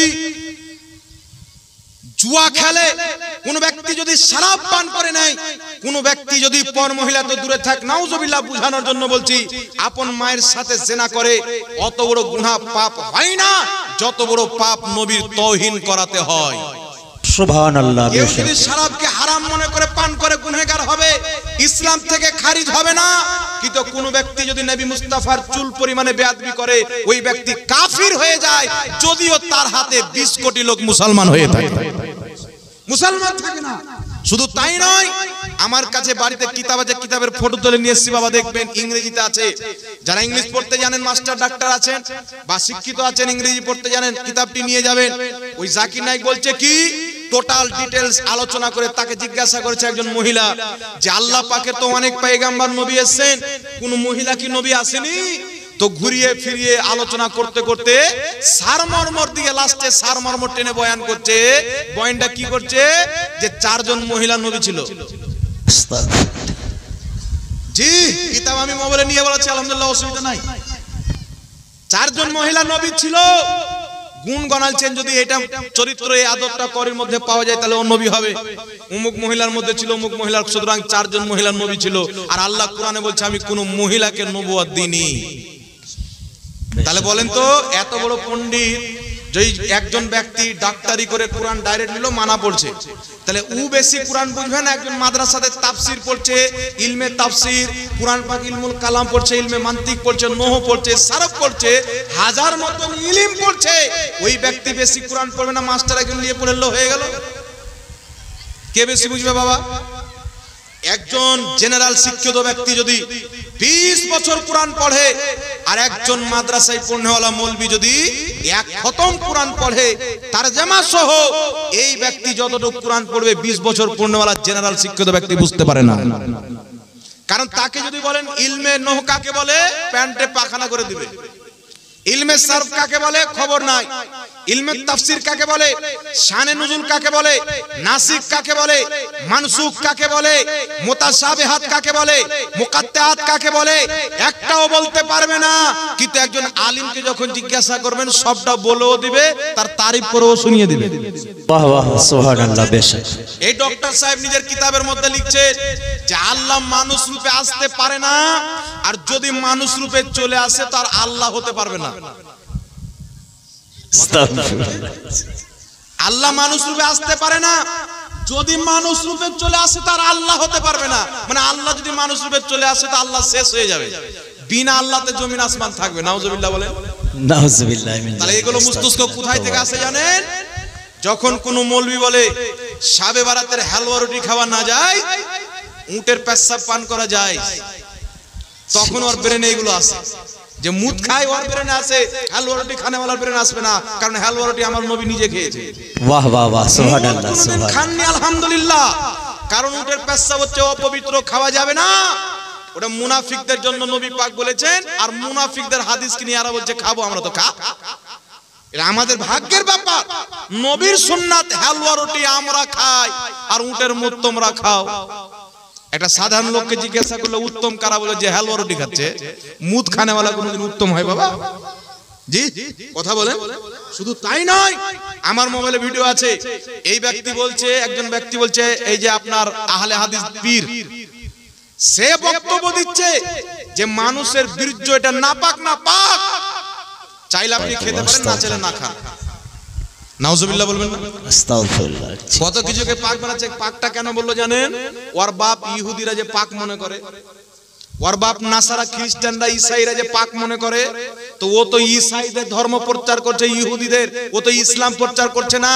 কুরআন হাদিসের বার্তা পড়ে আছে আপনার মতন মুসলমানকে ধ্বংস করার জন্য। ও যদি ইহুদি সে যে বক্তব্য দেয় আপনি শুনবেন, নাসারা সে যে বক্তব্য দেয় আপনি শুনবেন না।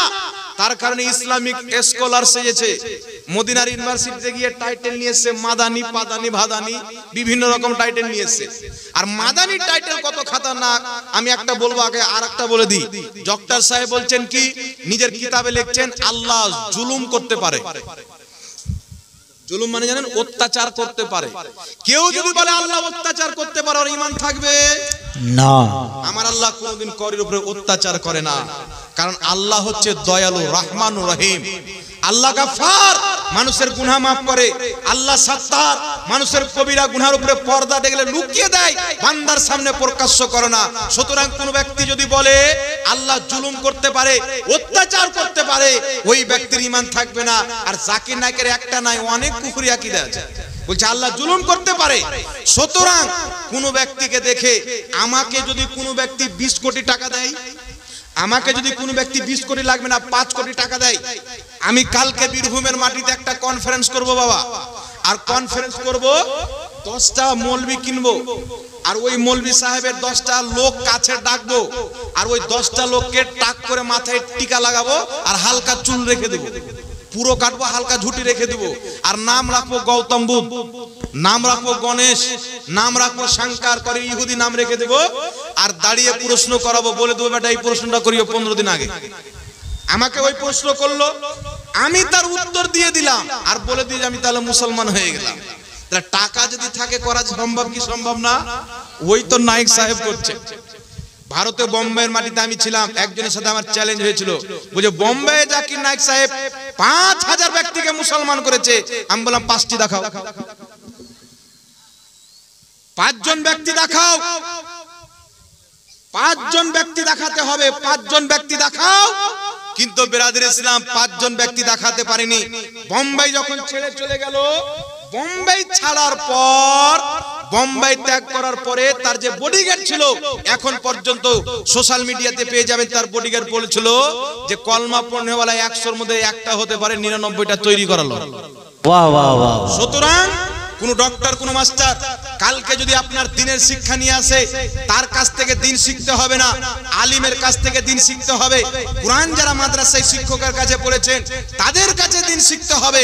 কারণ আপনারা আমার নবী সাল্লাল্লাহু আলাইহি ওয়াসাল্লাম বলেছেন যে এমন একটা জামানা আসবে, জাহিলরা বক্তা সাজবে, আর তারা নিজে পথভ্রষ্ট হবে, শ্রোতাকেও পথভ্রষ্ট করবে।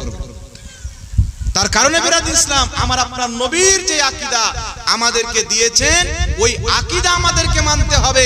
যদি কোনো মৌলবীর, কোনো স্কলারের কথা নবীর হাদিস অনুযায়ী হয়, আল্লাহর কোরআন অনুযায়ী হয়, তার কথা মানতে হবে। যদি নবীর হাদিসের বিপক্ষে হয়, তার কথা মানা যাবে? জোরে বলেন, মানা যাবে? যাবে না। সুতরাং আল্লাহ তাবারাক ওয়া তাআলা সকলকে বুঝদান করুক, সকলে বলেন আল্লাহুম্মা আমিন। এইবার চলে আসেন বিরাদর ইসলাম, আপনাদের সম্মুখে কয়েকটা মাসআলা বলতে চাই বাবা। আমি আপনাদেরকে বলতে চাই, যারা কেউ এখানে হাজী সাহেব আছেন, জি গিয়েছেন হজ করতে, মাশাআল্লাহ, আল্লাহ পাক আপনাকে কবুল করুক, সকলে বলেন আল্লাহুম্মা আমিন।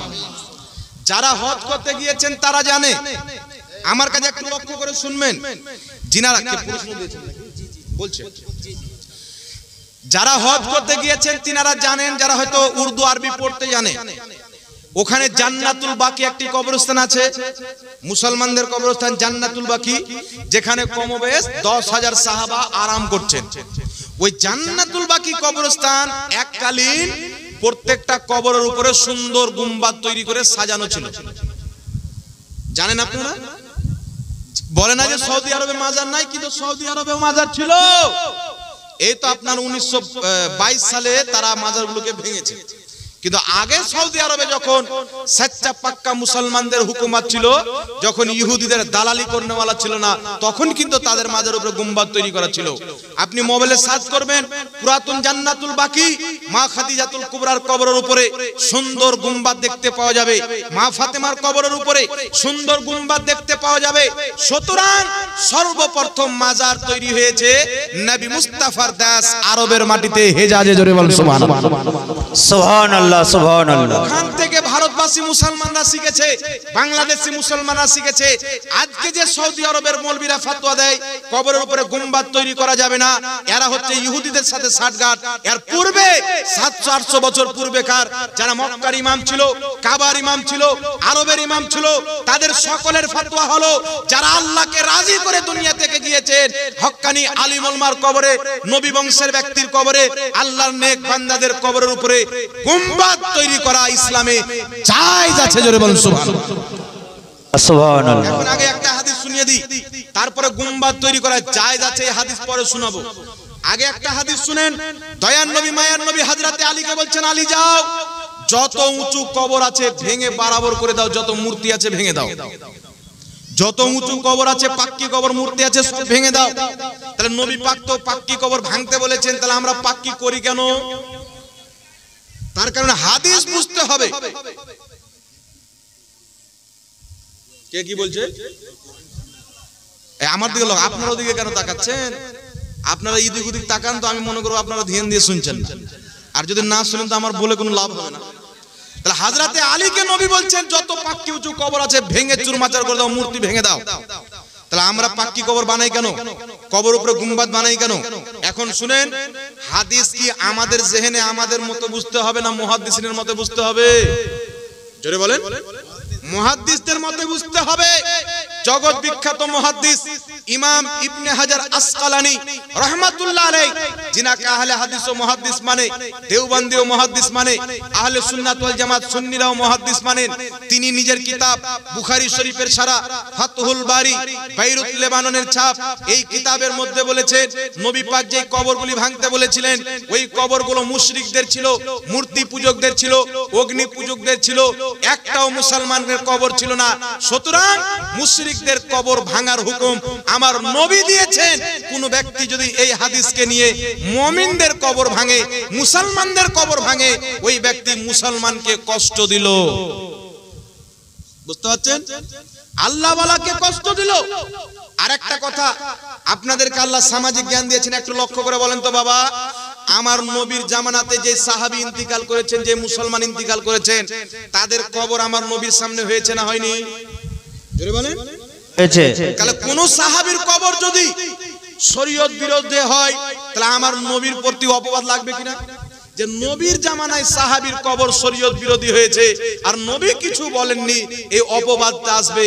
সুতরাং সাহাবী ইন্তিকাল করেছেন, আমার নবী নিজে অনেক জানাজা পড়েছেন, নিজেই দাফন করেছেন, নিজেই মাটি দিয়েছেন, কিন্তু একটাও কবর কি শরীয়ত বিরোধী করতে পারে আমার নবী? পারে না।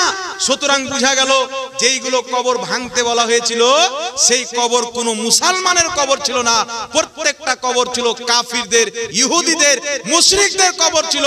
সুতরাং মুশরিকদের কবর ভেঙে দেওয়া উচিত, মুসলমানদের কবর রেখে দেওয়া উচিত। সুবহানাল্লাহ। বেশক বেশক। কারণে উঠান বুখারীর মধ্যে হাদিস পেয়ে যাবেন, আরো অনেক কিতাবে পাবেন।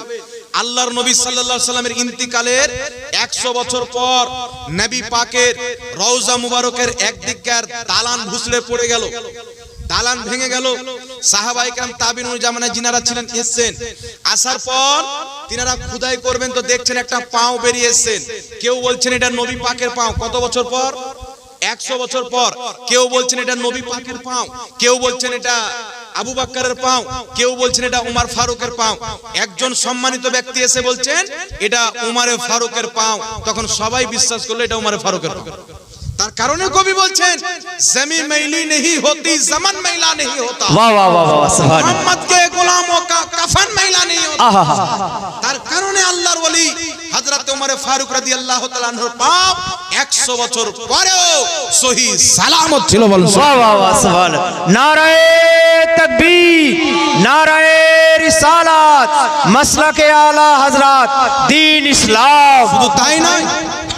শুধু তাই নয় রাসূলে কায়নাত সাল্লাল্লাহু আলাইহি ওয়াসাল্লামের সাহাবী হযরতে আদি রাদিয়াল্লাহু তাআলা আনহুর কবরকে যখন শাম দেশে হামলা করা হলো, বম ব্লাস্ট হয়ে তিনার কবর ভেঙে যখন গেল, হযরতে আদি রাদিয়াল্লাহু তাআলা আনহুর লাশ মুবারক বেরিয়ে যখন আসলো, 1450 বছর পর হযরতে আদি নবীর সাহাবীর লাশ থেকে রক্ত বের হচ্ছিল, তিনার বডি যেন জিন্দা মানুষের মতো চকমক চকমক করতেছিল। বলুন সুবহান। वाह वाह वाह सुभान अल्लाह सुभान अल्लाह। তার জন্য 1450 বছর পরে যখন ইহুদিদের 5টা গোলাম নজদি হুকুমত, যারা নাম আহলে হাদিস দিয়েছেন, অ্যাকচুয়ালি তাদের জন্মদাতা হচ্ছে আমেরিকা, ইসরায়েল, বার্তানিয়া, তারা যখন সাহাবীর কবরে বম ব্লাস্ট করে ভাঙলো, জহির বিন কায়েস রাদিয়াল্লাহু তাআলা আনহুর লাশ বেরিয়ে আসলো, তিনার পেশানিতে পাথর লেগেছে, পেশানি দিয়ে জিন্দা মানুষের মতো রক্ত ঝরঝর করে বের হচ্ছিল। বলুন সুবহানাল্লাহ।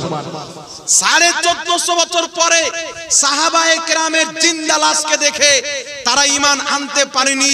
আমার নবীর লাশ কত সুন্দর হবে, আমার নবী কিভাবে জিন্দা হবে যদি নবীর গোলাম সাহাবী রাসূল নিজের কবরে সহি সালামত থাকে, আমার নবী কত সহি সালামত। वाह वाह सुभान अल्लाह सुभान अल्लाह। কিন্তু আহলে হাদিসদের গুরু, নামদারি লা মাযহাবীদের গুরু নাসিরউদ্দিন আলবানী বলেছিল, নবীর কবরকে খুদে হাড্ডি গুড্ডি যা পাওয়া যাবে উঠিয়ে জান্নাতুল বাকিতে দাফন যদি করে দেওয়া হয়, পৃথিবীর মানুষ শিরক থেকে বেঁচে যাবে। অর্থাৎ সে বলেছিল নবীর রওজা জিয়ারত করা শিরক, কিন্তু আমার নবী বলেছেন মান যারা কবরি ওয়াজাবাত লাহু শাফাতি, যেই ব্যক্তি আমার কবরের জিয়ারত করবে আমার শাফাত তার উপরে ওয়াজিব হয়ে যাবে। তাহলে নবীর বিপক্ষে ফতোয়া দিয়ে কেউ আহলে হাদিস হতে পারে না, নবীর বিপক্ষে ফতোয়া দিলে সালাফি হতে পারে না, ইহুদির দালাল তো হতে পারে, মুস্তাফার গোলাম হতে পারে না। যারা নবীর ফতোয়া মানবে, নবীর হাদিসকে মানবে, তারাই হলো নবীর সচ্চা উম্মতি। বলুন সুবহানাল্লাহ। सुभान अल्लाह सुभान अल्लाह। তারা ফতোয়া দিচ্ছে হজ করতে গেলে নবীর রওজা জিয়ারত করতে যাওয়ার কোনো দরকার নাই, মদিনাতে যাওয়ার দরকার নাই। কিন্তু যাদের অন্তরে আল্লাহ ঈমান নাকশ করে দিয়েছেন, ঈমানের বাতি গেঁথে দিয়েছেন, ঈমানের বাতি জ্বালিয়ে দিয়েছেন, তারা হজ করবে মক্কাতে, তাদের কলব থাকবে নবীর দরবারে। এটা আশিকদের পরিচয়, এটাই হচ্ছে ঈমানদারদের পরিচয়। সুতরাং হে মুসলমান, আমার আপনার নবী কি বলেছেন, আমার কবরকে তোমরা ঈদ বানায়ো না। ওয়াহাবি কি মনে বুঝাচ্ছে মানুষকে যে কবরকে ঈদ বানায়ো না, অর্থাৎ নবীর কবরে ভিড় করিও না, নবীর কবরে ভিড় লাগাইও না। কিন্তু আমার নবী সেটা বুঝান নেই। আমার নবী বলেছেন আমার কবরকে ঈদ বানায়ো না, অর্থাৎ তোমরা ঈদগাহাতে বছরে 2 বার নামাজ পড়তে যাও, আমার কবরে শুধু একবার 2 বার আসিও না, যখনই সুযোগ পাবে আমার কবরের জিয়ারত করো। वाह वाह वाह सुभान अल्लाह सुभान अल्लाह सुभान এজন্য अल्लाह। আমার নবী ঈদ বানাইতে বলেননি যে ঈদ বানিয়ে নিও না, বছরে 1 বার 2 বার না, তোমার যখন ইচ্ছা করবে আমি মুস্তাফার দরবারে এসো, আমি নবী তোমার শাফাত করব। জোরে বল সুবহানাল্লাহ। তাই বিরাদর ইসলাম, আকীদা শুদ্ধ রাখতে হবে, ঈমানকে শুদ্ধ রাখতে হবে। আরেকটি মাসলা, যেহেতু আল্লাহ ওয়ালার দরবারে আমরা এসেছি, আল্লাহ ওয়ালাদের কবরে গুম্বাদ তৈরি করা।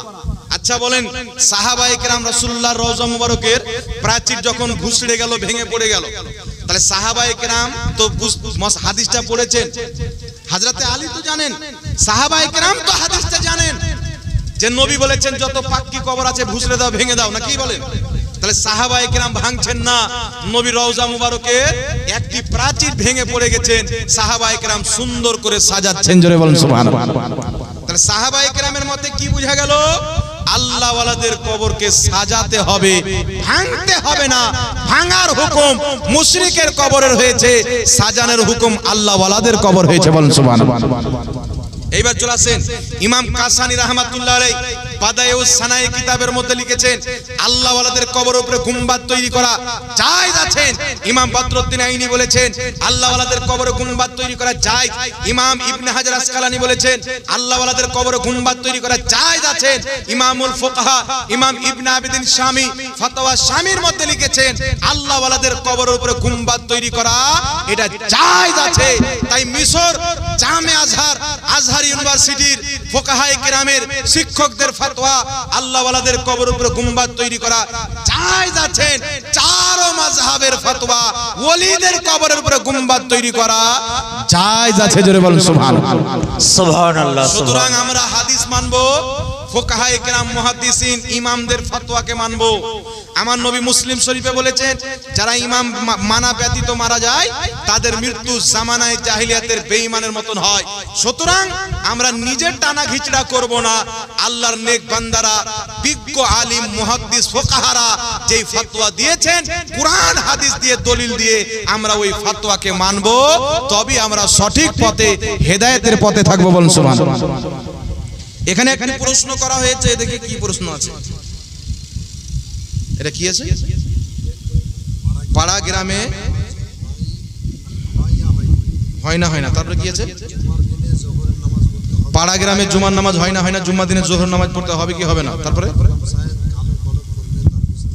ইমাম সাহেব কালো কলব করলে তার পিছনে নামাজ হবে কি হবে না? ইমাম সাহেবের নিজের নামাজ হবে কিনা গ্যারান্টি নেই, তা আপনার পিছনে নামাজ হবে। কালো কলব করা ইসলাম হারাম আছে। আমি এক জায়গায় বক্তব্য দিয়েছি, 2-3টা মৌলবি কালো কলব করে লেগে গেছে। হ্যাঁ, কত বড় বড় মৌলবি আমাকে ফোন করে ধমক দিচ্ছে, আই বেটা এখানে মেরে দেবো, ওখানে বোম দিয়ে তোর গাড়ি ফুটিয়ে দেবো। তো তোর মতন মৌলবিকে কে ভয় করে? শরীয়তের যেটা মশলা আছে ডাঙ্কার চোটে বয়ান হবে। জাহাঙ্গীর আজকে আছে কালকে মরে যেতে পারে, জাহাঙ্গীর জায়গায় অন্য জাহাঙ্গীর জন্ম নেবে। কিন্তু শরীয়তের যেটা আসল রূপ রেখা আছে, আসল ফতোয়া আছে, আমার মৌলবি গুলো না পীর সাহেব গুলো দেখে লাভ নাই। কোন পীর যদি কালো কলব করে ওই পীরের হাতে মুরিদ হওয়া হারাম। কোন মৌলবি যদি কালো কলব করে ওর পিছনে নামাজ পড়া হারাম। কোন মৌলবি যদি কালো কলব করে ওর পিছনে নামাজ পড়া হারাম, ওর নিজের নামাজ হবে কিনা গ্যারান্টি নেই। তো কেউ ইমাম যদি কালো কলব করে ওকে এক্ষুনি ভাগাতে হবে, ফজর নামাজে মুসাল্লাতে চড়তে দেওয়া হবে না, নাহলে আপনিও পাপী হবেন, নামাজ তো যাবে আপনার হবে। জুমার নামাজ পাড়া গ্রামে হবে কি হবে না? জি হবে, কেন হবে না? মৌলবীরা যদি ফতোয়া দিয়ে হবে না, তাহলে দেখবেন যে যারা জুম্মাতে আছে ওইটিও আসবে। শুনেন, পাড়া গ্রামে জুমার নামাজ নাই, কিন্তু ফুকাহায়ে কেরাম উলামায়ে কেরাম ব্যাখ্যা করেছেন যে মুসলমান বর্তমানে নামাজ থেকে পিছিয়ে। কমপক্ষে অনেক মুসলমান আছে তারা 5 ওয়াক্তের নামাজ পড়তে আসে না, কিন্তু জুমার নামাজে এসে আল্লাহকে দুটো সাজদা তো করে। এই জুমার নামাজও যদি বন্ধ হয়ে যায় তাহলে এটাও চলে যাবে। তার কারণে জুমার নামাজ পাড়া গ্রামে যেখানে হচ্ছে হবে, জুমার নামাজ পড়তে আসছে, বাকি যারা 5 ওয়াক্তের নামাজি আছেন তারা আখরি জোহরের নামাজটা আদায় করে নেবে। হয়েই তো গেল। হ্যাঁ, যাক আল্লাহ বুঝার তৌফিক দান করুন, সকলে বলুন আল্লাহুম্মা আমিন। এইবার আপনাদেরকে বাবা 3টা মাসলা বলবো, 4টা বলবো। একটা হচ্ছে জিয়ারত করা, মাজারে গিয়ে জিয়ারত করা। একটা হচ্ছে মাজারে গরু খাসি মুরগা নিয়ে যাওয়া যাবে কিনা, মাজারে চাদর দেওয়া যাবে কিনা, মাজারে ফুল দেওয়া যাবে কি যাবে না। এই মাসলাগুলো শুনবেন আপনারা, না শেষ করে দেবো? শুনবেন? তাহলে 500 টাকা করে 10 জন ব্যক্তি দান দেন দেখি। জি হ্যাঁ, মাজারের জন্য 500 টাকা করে 10 জন ব্যক্তি। মাজারের উন্নতি বেশি চাইনি, মাত্র 500 টাকা করে। হাল খাতাও হবে না মনে হয় নাকি? বিসমিল্লাহ হবে না? একটা বাজারে একটা মাওলানা সাহেব চেক কাটতে গেছে, তো চোখে হাত দিয়েছে, বলছে যে হুজুর বহনীয় হলো না। কি নাম আপনার? কোথা থেকে এসেছেন? নলহাটি থেকে। কি নাম? মাদাম। কাঁচা বাদাম দাদা, কাঁচা বাদাম নাকি? 1 2 3 4 5 নলহাটি থেকে আউলিয়ায়ে কেরামকে মোহাব্বত করনে वाला। সুবহানাল্লাহ বলেন। সুবহানাল্লাহ। আল্লাহ ওয়ালাকে মোহাব্বত করলে কি পাওয়া যায়? একটা হাদিস বলে দিই, বুখারী শরীফে রাসূল পাক বলছেন ইন্নাল্লাহ তাআলা ক্বাল মান আদালি ওয়ালিয়ান ফাকাদ আযানতুহু বিল হারব। বুখারীর হাদিস কোনো বেটা জয়ী বলতে পারবে না, টান টানা সহি। নবী পাক বলছেন নিশ্চয় আল্লাহ বলেছেন। আল্লাহ কি বলেছেন? যারা আমার ওলির সাথে দুশমনি রাখলো, বুগজ করলো, আমি আল্লাহ তার সাথে যুদ্ধ ঘোষণা করলাম। যারা ওলিকে মহব্বত করে আল্লাহ তাদেরকে মহব্বত করে, আর যারা ওলির সাথে দুশমনি করে আল্লাহ তাদেরকে দুশমন রাখে। বলুন সুবহানাল্লাহ। আল্লাহ ওয়ালার মোহাব্বতে নলহাটি থেকে আমার সাদ্দাম ভাই না কি নাম বললেন, বাদাম ভাই 5000 টাকা দান দিয়েছেন। বলছেন 10 জন কেন হুজুর, আমি একাই 5000 দেব। নারে তাকবীর, নারে রিসালাত, মাসলাকে আলা হযরত উলামায়ে আহলে সুন্নাহ। মনে হচ্ছে আমার চাইতে ব্যাটারি আপনাদের বেশি ডাউন হয়ে গেছে। জি, ব্যাটারি ডাউন হয়ে গেছে নাকি? একবার জোরে বলেন না, নারে তাকবীর, আল্লাহু আকবার। পীর কা দামন नहीं छोड़ेंगे। আলা হযরত বাদাম ভাই নলহাটি থেকে 5000 টাকার দাতা। নারে তাকবীর, আল্লাহু আকবার। মাস্টার সাহেব কি নাম? হিফজুর রহমান মাস্টার মুসার সাহেব, মাস্টার মহাশয় সাহেব আপনার 500 টাকা। নারে তাকবীর, আল্লাহু আকবার। আল্লাহ কবুল করুন সকল বলেন আল্লাহুম্মা। সানোয়ার হাজী সাহেব, দেখেন হাজী সাহেব বাবজি আমার 500 টাকা দান দিয়েছেন। নারে তাকবীর, নারে রিসালাত, 500 টাকার দাতা, জোরে বলেন জিন্দাবাদ। আল কোরআনের আলো ঘরে ঘরে জালো, আল হাদিসের আলো ঘরে ঘরে জালো, নবীর সুন্নাতের আলো ঘরে ঘরে জালো। আচ্ছা 500 টাকা করে 2 জন ব্যক্তি হয়েছে, উনি তো 5000 দিয়েছেন। 8 জন ব্যক্তি আর লোক, তুমি মাসলাটি শোনাবো বাবা। আর মাসলা খালি বলে চলে যাবেন ইনশাআল্লাহ, দলিল দিয়ে মাসলা শুনিয়ে যাবো আপনাদেরকে।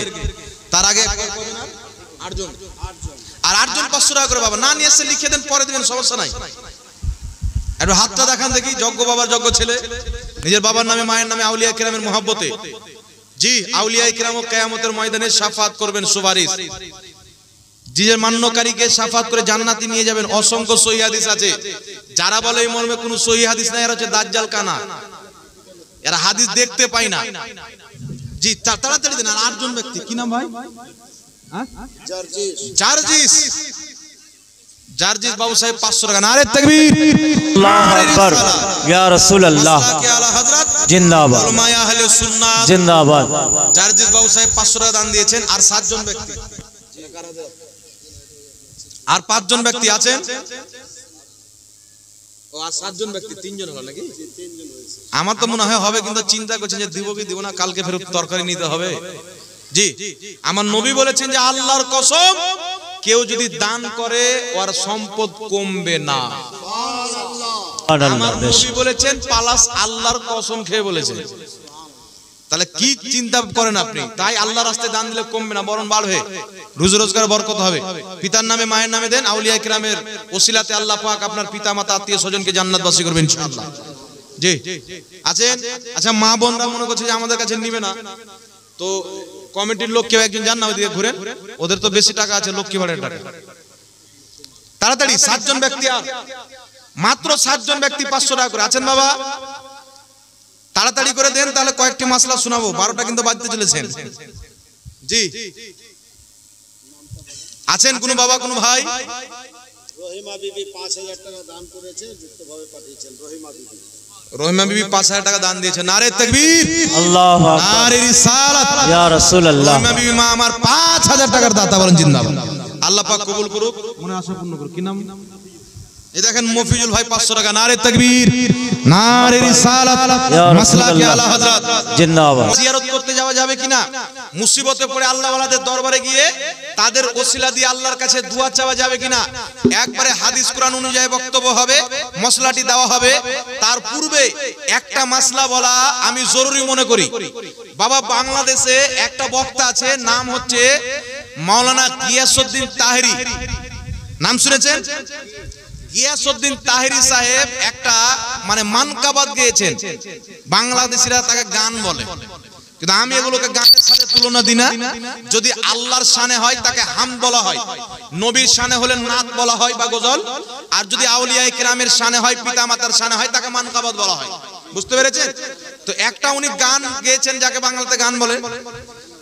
গানটা হচ্ছে, আল্লাহর ধন রাসূলকে দিয়া আল্লাহ গেলেন গায়েব হইয়া, রাসূলের ধন খাজা পাইয়া শুয়ে আছে আজমিরে, কেউ ফিরে না খালি হাতে, খাজা তোমার দরবার থেকে। আপনারা ধ্যান দিয়ে শুনছেন, বলবো না, ছেড়ে দেবো বাবা। এই গানটা আপনারা অনেক শুনেছেন, অনেক মৌলবীর ফতোয়া শুনেছেন, কিন্তু ইনশাআল্লাহ আজকে সঠিক ফতোয়া হবে। এই গানটা মাওলানা গিয়াসউদ্দিন তাহেরি সাহেব খুব ভালো আলিম। মানুষের কোন না কোন একটা খারাপ দিক হতে পারে না, কি বলেন? আমি যদি উনার পক্ষে কথা বলি, কিছু লোক বলে গিয়াসউদ্দিন ভণ্ডর পক্ষে কথা বলছে। কিন্তু এরা ওনাকে ভণ্ড বানার জন্য অনেক চেষ্টা করেছে ওয়াহাবিরা, কিন্তু আল্লাহ পাক তাকে অনেক ইজ্জত দিয়েছে। না কি বলেন? অত ইজ্জু মান্তাসা অত দিল্লু মান্তাসা। ইজ্জতের মালিক আল্লাহ, জিল্লতের মালিক আল্লাহ। এর জালসাতে লাখো লাখো লোক হয়, ওয়াহাবিদের পেটের ভাত হজম হয় না। তো মাওলানা গিয়াসউদ্দিন তাহেরি সাহেব তিনি একটি গান বলেছেন, আল্লাহর ধন রাসূলকে দিয়া আল্লাহ গেলেন গায়েব হইয়া, রাসূলের ধন খাজা পাইয়া শুয়ে আছে আজমিরে, কেউ ফিরে না খালি হাতে খাজা তোমার দরবার থেকে।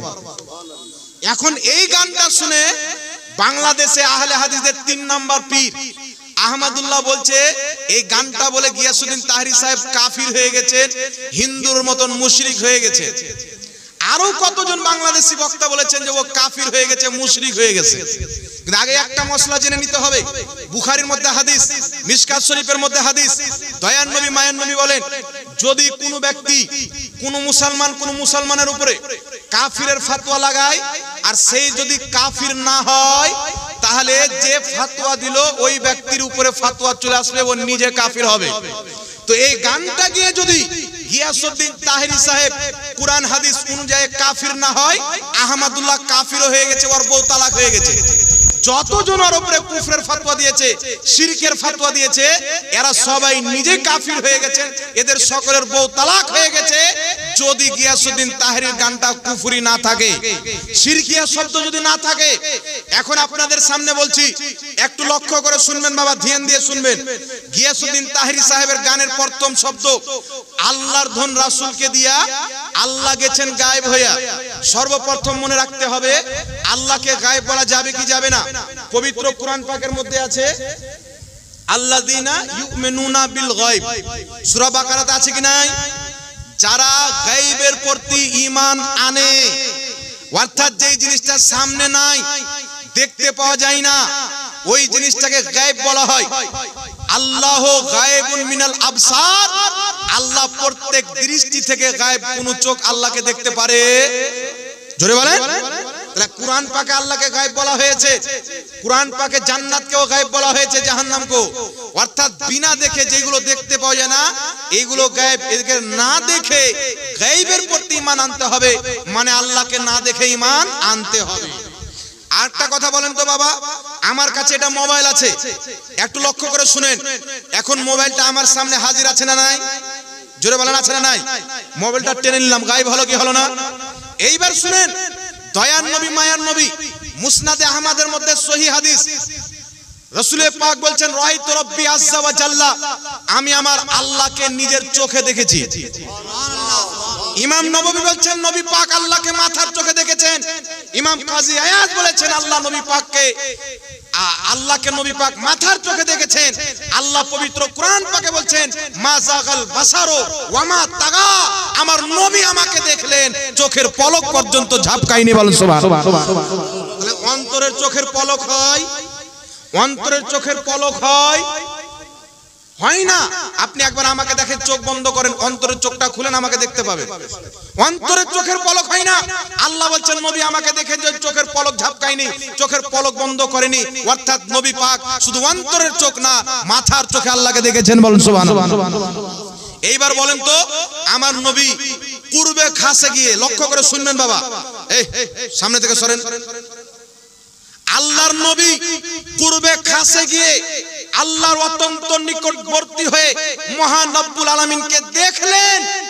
তারপরে নবী পাক চলে আসলেন, নবীর চোখ থেকে আল্লাহ গায়েব হয়ে গেলেন। তাহলে আল্লাহ গায়েব হলো কি হলো না নবীর চোখ দিয়ে? তাহলে এখানে আল্লাহকে গায়েব বলা হয়েছে একবারে হাদিস মোতাবিক। তাফসীরের কিতাবে বলা হয়েছে আল্লাহু গায়েবুন মিনাল আবসার, আল্লাহ প্রত্যেক দৃষ্টি থেকে গায়েব। আল্লাহ নবীকে দেখা দিয়েছেন, তারপরে গায়েব হয়ে গেছেন, দৃষ্টি থেকে দূরে, মানে ওঝাল হয়ে গেছেন, গায়েব হয়ে গেছেন। সুতরাং এইবার দেখতে হবে যে আল্লাহ নবী পাককে ধন দিয়েছে না দেয়নি? এই জোরে বলেন। বাংলাদেশের আহমদুল্লাহ কুরআন পাক থেকে দলিল দিয়েছে, আর নবী পাককে আল্লাহ বলতে বলেছেন। নবী পাক বলছেন যে আমি এটাও বলি না যে আমার কাছে আল্লাহর ধন আছে। নবী বলছেন আমি এটা বলি না, কিন্তু নবী তো এটা বলেননি যে আমাকে আল্লাহ ধন দেয়নি। নবী পাক বলতে নিষেধ করেছেন, বলাটাকে অস্বীকার করেছেন। নচেত আল্লাহ নবী পাককে ধন দিয়েছেন। আহমদুল্লাহকে বলবো দাজ্জাল কানার চশমা না লাগিয়ে, নজদির চশমা না লাগিয়ে, বরেলির চশমা লাগাও, মদিনার চশমা লাগাও।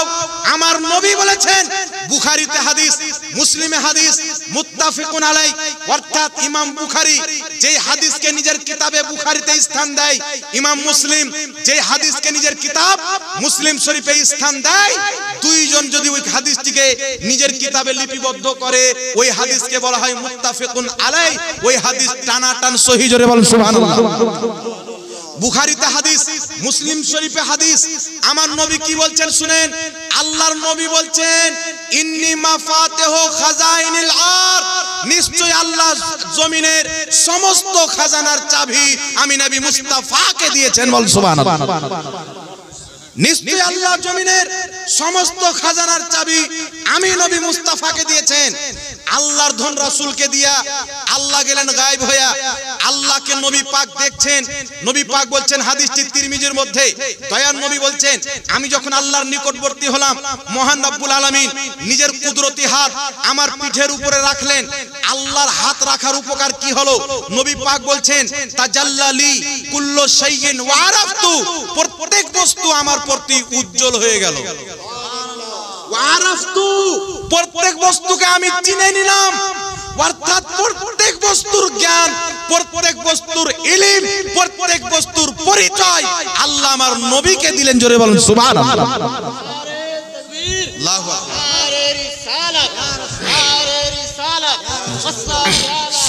তার কারণে বাংলাদেশের আহমদুল্লাহকে বলবো, ভাই আপনি ভালো করে পড়ালেখা করেন। নবী কোরআনে বলেছেন, জমিনের চাবি, খাজানার চাবিকাঠি আল্লাহ আমাকে দিয়েছেন। আল্লাহ কোরআনে বলছেন, ইন্না আতাইনাকাল কাউসার, নিশ্চয় মাহবুব আমি আপনাকে কাউসার দিয়েছি। সুতরাং আল্লাহ নবী পাককে অসংখ্য ইলমের ধন দিয়েছেন, কাউসারের ধন দিয়েছেন, জমিনের সমস্ত খাজানা দিয়ে দিয়েছেন। এখনো যদি আপনি বলেন আল্লাহ নবীকে ধন দেয়নি, আপনি কপাল পোড়া জাহান্নামী, আপনার ঈমান নাই। এখন প্রশ্ন হলো, আল্লাহর ধন রাসূলকে দিয়া আল্লাহ গেলেন গায়েব হইয়া। ওয়াহাবিরা কাফির বানানোর জন্য কি বলছে, আল্লাহর ধন রাসূলকে দিয়া আল্লাহ খালি হয়ে গেল।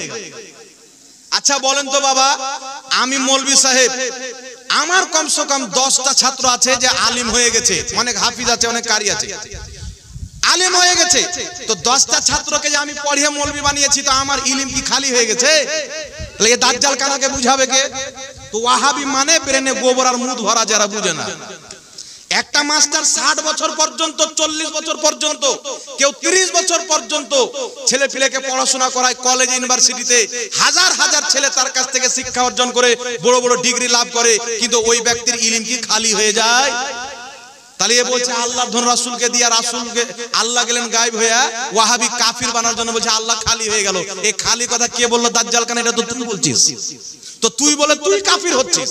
গিয়াসউদ্দিন তাহরি সাহেব তো কাফির হয়নি। তাহরি সাহেব কি বলেছেন? আল্লাহর ধন রাসূলকে দিয়ে আল্লাহ গেলেন গায়েব হইয়া। এইখানে বুঝবেন, নবী পাক আল্লাহ দেখা দিলেন নবী পাককে, নবী পাক আল্লাহকে দেখলেন, আল্লাহ নবীর পিঠের উপরে কুদরতি হাত রাখলেন। মহান রব্বুল আলামিন প্রত্যেক বস্তুর ইলম নবী পাককে দিয়ে দিলেন। দুনিয়ার ধন চাইতে ইলমটা বেশি কাজের, এর ফজিলত বেশি, এই ইলমটার দামই বেশি। প্রত্যেক বস্তুর ইলম আল্লাহ নবীকে দিলেন, গায়েব হয়ে গেলেন। বলেন সুবহানাল্লাহ। নবী আমার চলে আসলেন। এইবার নবীর ধন খাজা পাইয়া শুইয়া আছে আজমিরে। নবীর ধন খাজা পেয়েছি কি পাইনি শুনেন। বুখারী শরীফ কিতাবুল ইলমে হাদিস, মিশকাত শরীফের মধ্যে সহিহ হাদিস, টানটানে সহিহ। বুখারীর মধ্যে হাদিস, রাসূল পাক বলছেন, ইন্নাল্লাহা ইউতি ওয়া ইন্নামা আনা কাসিম, নিশ্চয় আল্লাহ দেনে ওয়ালা, আমি নবী বাঁটনে ওয়ালা। আল্লাহ দেনে ওয়ালা, আমি নবী বাঁটনে ওয়ালা। আহমদুল্লাহকে বলবো, তোমার চোখে কি আঙ্গুল ভরা ছিল? এই হাদিসগুলো তুমি পাওনি? আল্লাহ প্রত্যেক বস্তুর ইলম নবী পাকের ফেস টু ফেস, নবী পাককে দেখা দিয়ে, নবী মুস্তাফা সাল্লাল্লাহু আলাইহি ওয়াসাল্লামকে দিদার দিয়ে মহান রব্বুল আলামিন প্রত্যেক বস্তুর ইলম, ইলমের ধন আমার নবীকে দিয়েছেন। আমার নবী বলছেন, ইন্নাল্লাহা ইউতি ওয়া ইন্নামা আনা কাসিম। বুখারী শরীফের সহিহ হাদিস, নিশ্চয় আল্লাহ দেনেওয়ালা, আমি নবী বাঁটনেওয়ালা। আল্লাহ নবীকে ইলম দিয়ে গায়েব হয়ে গেছেন, নবীর দৃষ্টি থেকে গায়েব হয়েছে। নবী মুস্তাফা ইলম কিয়ামত পর্যন্ত বন্টন হতেই আছে। এবার খ্বাজা সাহেব রাহমাতুল্লাহ আলাইহি নবীর ধন পেয়েছেন কি পাননি? আমার নবী কি বলছেন শুনেন, দয়ার নবী বলছেন আল উলামা ওয়ারাসাতুল আম্বিয়া, প্রত্যেক আলিম আমি নবীর ওয়ারিস। আলিম হচ্ছে নবীগণের ওয়ারিস। যেই ব্যক্তি বাবার ধন পাবে বাবার ওয়ারিস বলা হবে, যেই ব্যক্তি মায়ের ধন পাবে মায়ের ওয়ারিস বলা হবে। আলিম উলমাকে নবীর ওয়ারিস বলা হয়েছে কারণ আলিম উলমা নবীর ধন পেয়েছে। তাহলে খ্বাজা মঈনুদ্দিন চিশতি আলিম ছিলেন কি ছিলেন না? উনার মতন ইলমওয়ালা ব্যক্তি পৃথিবীতে এই জামানায় একটাও না। লক্ষ লক্ষ হাদিসের হাফিজ, আল্লাহর মারিফাতকে জাননেওয়ালা, আল্লাহর মারিফাতের ভেদ জাননেওয়ালা খ্বাজা মঈনুদ্দিন চিশতি রাহমাতুল্লাহ আলাইহি কে নবী মুস্তাফার ইলম তিনি পেয়েছেন। তো নবী পাকের ধন খ্বাজা পেয়ে আজমিরে শুয়ে আছে, এতে কোনো সন্দেহ নাই। যাদের চোখ থাকতে কানা তারা সন্দেহ করতে পারে। প্রত্যেক আলিম নবীর ধন পেয়েছেন, ইনিও পেয়েছেন, ইনিও পেয়েছেন, ইনিও আমিও পেয়েছি। তাই আমাদেরকে নবী পাক বলেছেন যে আলিমগণ হচ্ছেন নবীগণের ওয়ারিস। জোরে বলেন সুবহানাল্লাহ। তাহলে খ্বাজা মঈনুদ্দিন চিশতি আলিম ছিলেন, তাহলে নবীর ধন খ্বাজা মঈনুদ্দিন চিশতি পেয়েছেন। বুঝতে পারছেন কথা আমার? কেউ ফিরে না খালি হাতে। খ্বাজা তোমার দরবার থেকে একটি কথা মনে রাখবেন, আল্লাহ ওয়ালাদের মাজার যারা জিয়ারত করতে যায় তারা কোনোদিন খালি হাতে ফিরে রাখে না। এক, আল্লাহ ওয়ালাদের ওসিলা দিয়ে দোয়া করলে ওই দোয়া কবুল হয়। আহলে হাদিসদের গ্রহণযোগ্য মুহাদ্দিস, দেওবন্দীদের গ্রহণযোগ্য মুহাদ্দিস আহমদুল্লাহ জিনাকে মুহাদ্দিস বলে মানে ইমাম শামসুদ্দিন যাহাবী রাহমাতুল্লাহ আলাইহি, ইমাম যাহাবী নিজের কিতাব সিয়ারু আলামিন নুবালার মধ্যে লিখেছেন আদ-দুআউ মুস্তাজাবুন ইনদা কুবুরিল আম্বিয়ায়ে ওয়াল আউলিয়া। আল্লাহ ওয়ালাদের কবরে, নবীগণের কবরে তাদের ওসিলা দিয়ে যেই দোয়া করা হয় ওই দোয়া আল্লাহর দরবারে কারেন্টের মতন কবুল হয়ে যায়। আর একটু জোরে হবে না সুবহানাল্লাহ? এর কারণে মুসান্নাফে ইবনে আবি শাইবার মধ্যে হাদিস, সাহাবায়ে কেরাম হযরত ওমর ফারুকের খেলাফতের জামানায় বৃষ্টি যখন বন্ধ হয়ে গেল, সাহাবায়ে কেরাম নবী মুস্তাফার রওজাতে গিয়ে তিনার ওসিলা দিয়ে দোয়া করলেন, নবী পাকের দরবারে আরজি পেশ করলেন, ফলে আল্লাহ কবুল করে তাদেরকে বৃষ্টি দান করলেন। বলেন সুবহানাল্লাহ। তার কারণে মুসিবতে পড়ে নবীগণের রওজাতে যাওয়া, আউলিয়ায়ে কেরামের মাজারে গিয়ে তাদের ওসিলা দিয়ে আল্লাহর কাছে দোয়া করা, এটা 100% জায়েজ। দেওবন্দীদের বড় ফতোয়ার কিতাব ফাতাওয়া দারুল উলুম দেওবন্দের মধ্যে লেখা আছে মুস্তাহাব। জোরে বলুন সুবহানাল্লাহ। তার কারণে বিখ্যাত ফকি আহলে হাদিসরা যাকে ইমাম মানে, দেওবন্দি যাকে ইমাম মানে, হানাফিরা যাকে ইমাম মানে, শাফিরা যাকে ইমাম মানে, মালিকিরা যাকে ইমাম মানে, হাম্বলিরা যাকে ইমাম মানে, ইমাম শাফি রাহমাতুল্লাহ আলাইহি বলছেন আমি যখনই কোনো মুসিবতে ফাঁসতাম আমি ইমামে আজম আবু হানিফার মাজারে গিয়ে 2 রাকাত নামাজ পড়ে তার ওসিলা দিয়ে দোয়া করতাম, আল্লাহ আমার মুসিবতকে তার ওসিলায় দূর করে দিত। সুতরাং আল্লাহ ওয়ালাদের মাজার হোক বা মুসলমানের মাজার হোক, তাদের মাজার জিয়ারত করা নবী পাকের সুন্নাত। আউলিয়ায়ে কেরামের ওসিলা দিয়ে তাদের মাজারে দোয়া করলে আল্লাহ ওই দোয়াটাকে কবুল করে। সুতরাং কোন ব্যক্তি যদি খ্বাজা মঈনুদ্দিন চিশতির রওজা মুবারকে যায়, তার গুনাহের কারণে, তার পাপের কারণে, তার কারণে যদি দোয়া কবুল না হয়, নবীর সুন্নাতে আমল করার নেকি অবশ্যই পাবে। আর নেকি যেখানে, রহমত সেখানে। সুতরাং আল্লাহ ওয়ালাদের মাজার জিয়ারত করতে গেলে কমপক্ষে আল্লাহর রহমত নিয়ে আসবে, যেটা টাকার চাইতেও বড়, পাহাড় চাইতেও বড়, সোনার চাইতেও বড় সম্পদ, রূপার চাইতে বড় সম্পদ, হীরার চাইতে বড় সম্পদ, সব চাইতে বড় সম্পদ আল্লাহর রহমত পাওয়া। আর যেই ব্যক্তি নবীর সুন্নাতে আমল করবে আল্লাহর রহমত পাবে। সুতরাং খ্বাজা মঈনুদ্দিন চিশতি যারা মাজার জিয়ারত করতে যাবে কোনোদিন খালি ফিরে আসবে না, তার দোয়া কবুল হবে, তার মনের মুরাদকে আল্লাহ পূর্ণ করবে, নচেত ওই ব্যক্তি আল্লাহর রহমত পাবে, নেকি পাবে। বলেন সুবহানাল্লাহ। তাহলে গাজালটা একবারে কোরআন হাদিস মোতাবেক আছে না নাই? জোরে বলেন, আছে না নাই? আল্লাহর ধন রাসূলকে দিয়া আল্লাহ গেলেন গায়েব হইয়া, রাসূলের ধন খ্বাজা পাইয়া শুয়ে আছে আজমিরে, কেউ ফিরে না খালি হাতে। খ্বাজা তোমার দরবার থেকে আমি প্রমাণ করে দিলাম। তাহলে আহমদুল্লাহ কাফিরের ফতোয়া দিয়েছে, ও নিজে কাফির হয়ে গেছে। ওর বউ তালাক, ওর যত সন্তান জন্ম নিবে সব হারামজাদা জন্ম নেবে। আর যখন হারামজাদা সন্তান হবে, বাবা মৌলবি হবে, তাহলে ফতোয়া কিরকম দিবে আপনারা বুঝতে পারছেন তো নাকি? জি কথা বলেন বাবা।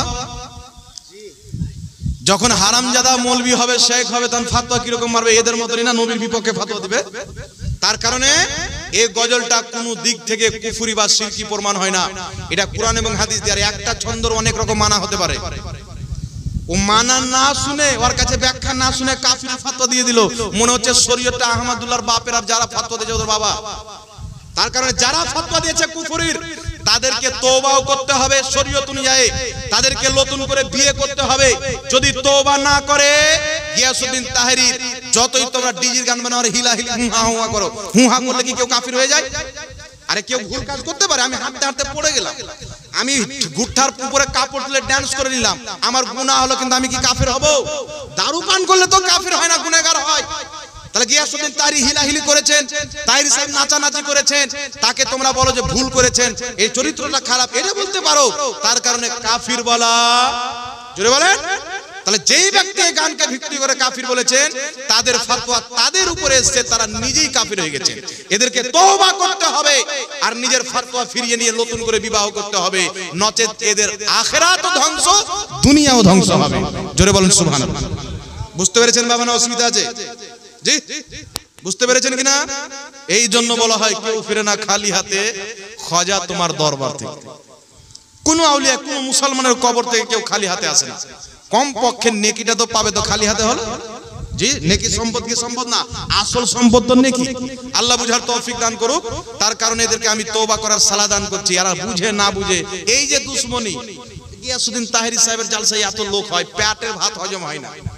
কখনো কাফিরের ফতোয়া একটা হিলাহিলি করলে, আর ওদের মৌলবীরা বাসে চেপে যাচ্ছে জিকির করতে করতে, লুঙ্গি উল্টা করে নিয়ে পড়ে যাচ্ছে, কোনো ফতোয়া নাই।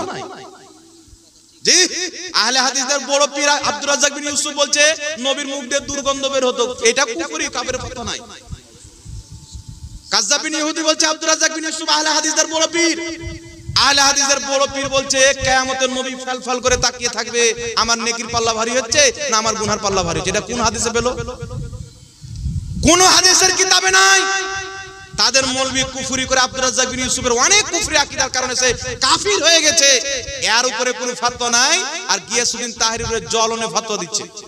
কিন্তু কোন মুসলমানকে জ্বলনে ফতোয়া দেওয়া যাবে? তাহলে আমার বাপের কেউ জমি ধরলে আমি কাফিরের ফতোয়া দেব? এই জন্য শরীয়তের বিধান কি? দয়ার নবী মায়ের নবীর শরীয়তের বিধান হচ্ছে, কেউ যদি কোনো মুসলমানকে কাফির বলে, ও যদি কাফির না হয়, ও নিজেই কাফির হয়ে যাবে। তাই গিয়াসউদ্দিন তাহরি সাহেবকে এই গানের ভিত্তি করে যারা কাফির বলেছে আহমদুল্লাহ সহ, তারা নিজেই কাফির হয়ে গেছে। এদেরকে তওবা করে তাসদিদে ঈমান করতে হবে, তাসদিদে নিকাহ করতে হবে, নচেত দুনিয়াও বেকার, আখিরাতও বেকার। এই জাতিদের বক্তব্য শোনা মুসলমানদের জন্য হারাম। এইবার চলে আসেন বিরাদর ইসলাম, আল্লাহ ওয়ালাদের মাজারে গিয়ে দোয়া কবুল হয়, এটা তো বলে দিলাম। এইবার শুনেন, আল্লাহ ওয়ালাদের মাজারে চাদর চাপা যাবে কিনা, এই কথাটা লক্ষ্য রাখবেন বাবা, একটু ধ্যান দিয়ে শুনবেন। আমাদের মুসলমান ভাইরা কি করে, এক গাড়ি, দু গাড়ি, 3 ট্রাক্টর, 4 ট্রাক্টর চাদর চাপিয়ে যায়, আছে না নাই? ফাতোয়া শামির মধ্যে ইমামুল ফুকাহা ইমাম ইবনে আবিদিন শামি রাহমাতুল্লাহ আলাইহি লিখেছেন, আল্লাহ ওয়ালাদের আলিম ওলামাদের কবরের উপরে একটি চাদর চাপানো জায়েজ আছে। কি আছে? জায়েজ আছে। তার কারণে ইমামে আহলে সুন্নাত আলা হযরত রাদিয়াল্লাহু তাআলা আনহু বলেছেন, আল্লাহ ওয়ালাদের কবরে যদি একটা চাদর থাকে, চাদর কেন দেওয়া হয়? এই জন্য দেওয়া হয় যে কোনো ব্যক্তি তাদের কবরকে দেখে সাধারণ যেন না মনে করে, বুঝে যেন নাই যে এই ব্যক্তি আল্লাহ ওয়ালা। আল্লাহ ওয়ালাদের সম্মান সাধারণ মানুষ চাইতে উঁচু আল্লাহ করেছেন কি করেননি? আল্লাহ কুরআন পাকে বলেছেন, আমি বাজকে বাজের উপরে ফজিলত দিয়েছি, আমি একে অপরের উপরে ফজিলত দান করেছি। সুতরাং মানুষের মধ্যে যারা আল্লাহ ওয়ালা সাধারণ ব্যক্তি চাইতে তাদের ফজিলত বেশি। সুতরাং তাদের ইজ্জত বুঝার জন্য, সম্মান বুঝার জন্য একটা চাদর যথেষ্ট না, কি বলেন? সুতরাং আল্লাহ ওয়ালাদের মাজারের উপরে যদি একটা চাদর থাকে, চাদরটা ফাটেনি, চাদরটা নষ্ট হয়নি, চাদরটা পুরাতন হয়ে আপনার বরবাদ হয়ে যায়নি, তাহলে দ্বিতীয় চাদর চড়া নিষেধ, মামনু। আপনি কি করবেন? আপনি নিয়াত করেছেন আমি একটা চাদর দিব, তাহলে আপনার সবচেয়ে উত্তম কি হবে? একটা চাদর কিনবেন 250 টাকা লাগবে, নাকি বলেন? কথা বলেন, 250 টাকা লাগবে, 300 টাকা লাগবে, ভালো কিনলে 500 টাকা লাগবে। আপনি ওই টাকাটা নিয়ে কোন গরিবকে দান করে দেন, ইসালে সওয়াব আল্লাহর ওলির নামে করে দেন, যার কবরে চাদর চাপার নিয়ত করেছেন। তাহলে ওই ওলি আপনার প্রতি বেশি খুশি হবে।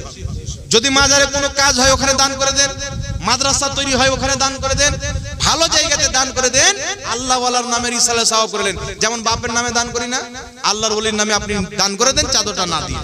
বুঝতে পারছেন কিনা আমার কথাটা? দ্বিতীয় নাম্বার শুনেন, তার কারণে আল্লাহ ওয়ালাদের মাজার জিয়ারত করতে গেলেন একটি চাদর আছে, দ্বিতীয় চাদর চাপাবেন না।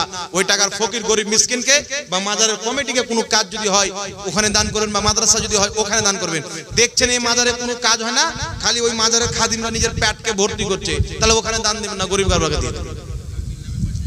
বুঝতে পারলেন কথা আমার? এ বাবা বুঝতে পারছেন? দ্বিতীয় নাম্বার চলে আসেন, আল্লাহ ওয়ালাদের কবরে ফুল দেওয়া যাবে কি যাবে না? মশলাটা বলবো না, শেষ করে দেবো। আল্লাহ ওয়ালাদের কবরে ফুল দেওয়া যাবে কি যাবে না? সর্বপ্রথম একটি হাদিস শুনেন, তিরমিজির মধ্যে হাদিস, সম্ভবত বুখারীতেও রয়েছে, কিন্তু তিরমিজিতে কনফার্ম আমি পড়েছি। তিরমিজিতে হাদিস, দয়ার নবী মায়ার নবী সাল্লাল্লাহু আলাইহি সাল্লাম রাস্তাতে বের হলেন, হঠাৎ করে একটি জায়গাতে দাঁড়িয়ে গেলেন। নবী পাক সাল্লাল্লাহু আলাইহি সাল্লাম বলছেন, সাহাবী এই দুটি কবরে আযাব হচ্ছে। ওখানে সাহাবায়ে কেরাম আছেন, বলছেন নবী পাক এই দুটি কবরে আযাব হচ্ছে। সাহাবা বলছেন, ইয়া রাসূলুল্লাহ, ইয়া হাবিবাল্লাহ, এই দুটি কবরে কি কারণে আযাব হচ্ছে? দয়ার নবী মায়ের নবী বলছেন, একজন পেশাবের ছিটা থেকে বাঁচছিল না, আরেকজন ব্যক্তি মানুষের চুগলি করত, তার কারণে এদের কবরে কি হচ্ছে? আযাব হচ্ছে। রাসূল পাক সাল্লাল্লাহু আলাইহি সাল্লাম বললেন, তোমরা যাও একটি খেজুরের ডানা নিয়ে এসো। খেজুরের ডানা নিয়ে আসা হলো। নবী পাক সাল্লাল্লাহু আলাইহি সাল্লাম ওই ডানাকে দুই ভাগে বিভক্ত করে কবরে রেখে দিল, দুটি কবরে দিয়ে দিলেন। আর নবী পাক বলেন, যতদিন পর্যন্ত এই ডানা পাতা কাঁচা থাকবে ততদিন পর্যন্ত এদের কবরের আযাবে কমতি থাকবে। জোরে বলুন সুবহানাল্লাহ। এখন খেজুরের পাতা যতদিন মানে কাঁচা থাকবে ততদিন আযাবে কমতি থাকবে। এই হাদিসের ব্যাখ্যা ইমাম বদরুদ্দিন আইনি বুখারী শরীফের সারা, উমদাতুল কারি, মিশরের ছাপ, সেই কিতাবের মধ্যে বলেছেন, যেহেতু ওই খেজুরের ডানা তাসবিহ পাঠ করবে, ফলে তার তাসবিহ পাঠ করার সওয়াব মুর্দা কবরে পাবে, তার কবরের আযাবে আল্লাহ কমতি করবে। জোরে বলুন সুবহানাল্লাহ। কারণ আল্লাহ কোরআনে বলেছেন, সাব্বাহা লিল্লাহি মা ফিস সামাওয়াতি ওয়াল আরদ, জমিন আসমানে যা কিছু আছে আল্লাহর তাসবিহ পাঠ করে। জোরে বলুন সুবহানাল্লাহ। এখন এই ঘাস দেখছেন, এই ঘাস আল্লাহর তাসবিহ পাঠ করে। সুতরাং এই হাদিসকে ভিত্তি করে জগৎ বিখ্যাত ফকি, যার কিতাব না পড়লে মুফতি হওয়া যায় না, ফতোয়া দেওয়া যায় না, ইমামুল ফুকাহা ইমাম ইবনে আবিদিন শামী রাহমাতুল্লাহ আলাইহি নিজের কিতাব ফাতাওয়া শামীর মধ্যে লিখেছেন, সুতরাং আল্লাহ ওয়ালাদের কবরে কাঁচা ফুল দেওয়া, প্লাস্টিকের ফুল না, কাঁচা ফুল দেওয়া মুস্তাহাসান, উত্তম কাজ। ওই ফুল আল্লাহর তাসবিহ পাঠ করবে, সওয়াব আল্লাহ ওয়ালার কবরে যাবে। বলুন সুবহানাল্লাহ। তার কারণে ফাতাওয়া ইন্ডিয়ার মধ্যে একটা না দুটা না কমবেশ 500 জন ফুকাহায়ে কেরাম ফতোয়া দিয়েছেন, আল্লাহ ওয়ালাদের মাজারে কাঁচা ফুল দেওয়া জায়েজ আছে। জোরে বলুন সুবহানাল্লাহ। এই হাদিসকে ভিত্তি করে বুঝতে পারছেন, কারণ ওই ফুল তাসবিহ পাঠ করবে, সওয়াব আল্লাহ ওয়ালার কবরে যাবে। তার কারণে যদি কবরস্থানে কোনো গাছ থাকে, কবরস্থানে যদি কোনো ফুল থাকে, কবরস্থানে ঘাস থাকে, বিনা প্রয়োজনে ওই কবরস্থানের গাছ কাটা, ঘাস কাটা জায়েজ হবে না। কারণ ওই ঘাসগুলি আল্লাহর তাসবিহ পাঠ করবে, মুর্দার কবরে সওয়াব যাবে, ওই ঘাসের মাধ্যমে মুর্দা উপকৃত হবে। জোরে বলুন সুবহানাল্লাহ। কথা বুঝতে পেরেছেন তো বাবা? অসুবিধা নাই তো? বুঝতে পেরেছেন তো? তার কারণে আল্লাহ ওয়ালাদের কবরে হাজারো বছর পূর্বের মুহাদ্দিস, 500 বছরের পূর্বের মুহাদ্দিস, নবীর হাদিস দ্বারা প্রমাণিত কাঁচা ডানা ফুল দেওয়া জায়েজ আছে। জোরে বলুন সুবহানাল্লাহ। এইবার আরেকটা মাসলা আপনাদের সামনে বলবো। এই মাসলাটা কিন্তু আমি সব জাতে বলার চেষ্টা করি বাবা। মানে এখন কিছু লোক বেরিয়েছে, হ্যালো রুটির কথা তো বললাম, আপনাদের দিকে এরকম লোক আছে যে হ্যালো রুটি দিতে গেলে লাই না। কিছু মসজিদের ইমাম সাহেব আছে, যখনই শবে বরাতে চাঁদ উঠবে আপনি চুরি করেন কোনো কথা নাই, হালুয়া রুটির কথা প্রত্যেক জুম্মা চলে, মনে হচ্ছে ওর বাপের টাকার বানায়। টাকা আমাদের সূর্য, আমাদের টাকা পয়সা, আমাদের চিনি, আমাদের তোর বাপের কিরে? আমাদের মসলাতে হালুয়া খাওয়া জায়েজ, আমরা খাবো। তোদের মৌলবি বীর্য খাওয়া জায়েজ বলেছে, তোরা খানা।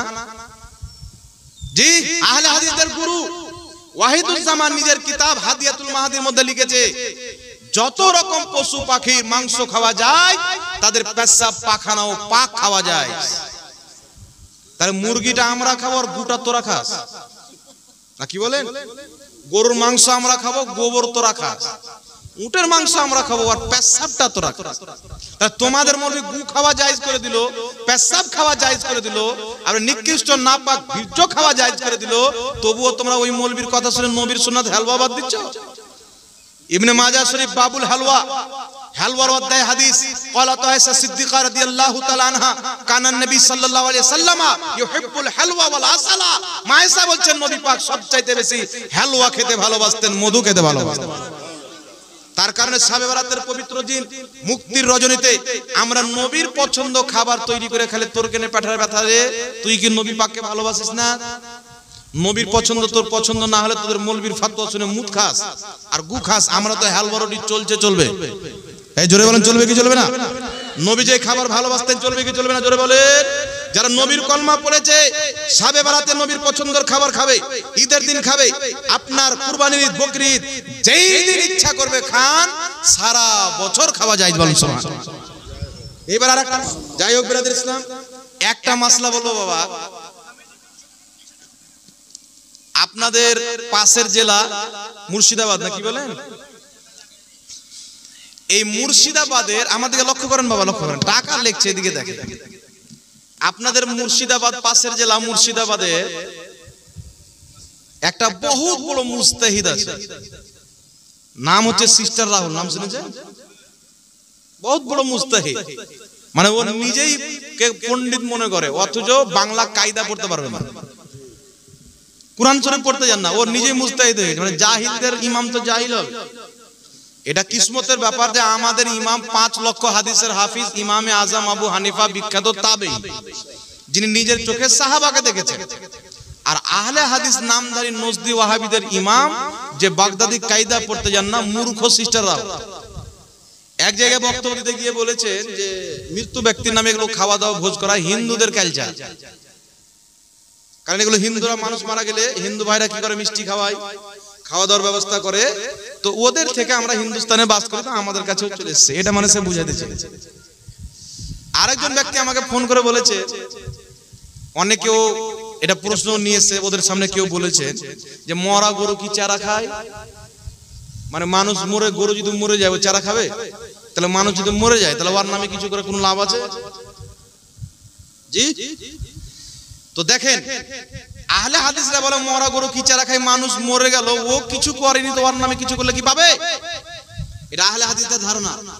আর হিন্দু ভাইদের ধারণা কি, মানুষ মরে গেল তো কিছু হবে না, ও পুরা, ও তো কষ্ট টষ্ট কিছুই পাবে না। তাহলে হিন্দু ভাইদের সাথে মেল কাদের হলো? আহলে হাদিসদের। কিন্তু মুসলমানদের ধারণা কি, মানুষ মারা গেছে, মানুষের নামে আপনি দোয়া করবেন, মৃত্যু ব্যক্তি পাবে, তার নামে দান করবেন, মৃত্যু ব্যক্তি পাবে, তার নামে খাওয়া দাওয়া করাবেন, মৃত্যু ব্যক্তি পাবে, তার নামে কোরআন পড়বেন, পাবে, যে কোনো নেকির কাজ করবেন ওই ব্যক্তি পাবে। এখন আপনাকে দলিল দিতে হবে। তো কোন ব্যক্তি যদি আপনাকে বলে যে মরা গরু কি আর চারা খায়, তাহলে তাকে উত্তর কি দিবেন জানেন? তাকে উত্তর দিবেন যে তোমাদের পিতা মাতা আত্মীয় স্বজন মরলে গরু হয়ে যায়, আমাদের বাপ বাপই থাকে, আমাদের খাই। বুঝতে পারছেন কথা? একজনকে আমি বলেছিলাম, ও বলছে যে হিন্দু ভাইরা মারা গেলে তারা এগুলো করে, আপনারা মুসলমান হয়ে করছেন। আমি বললাম আবু লেহেব মরেছিল তো 40,000 হয়নি।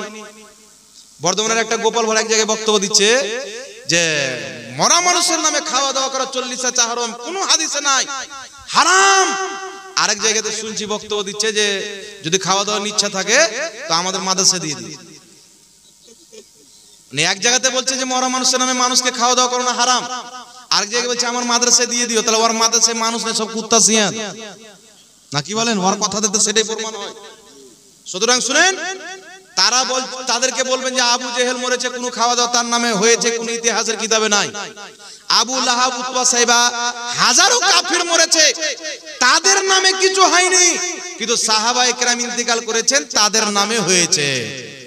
জোরে বলেন না সুবহানাল্লাহ।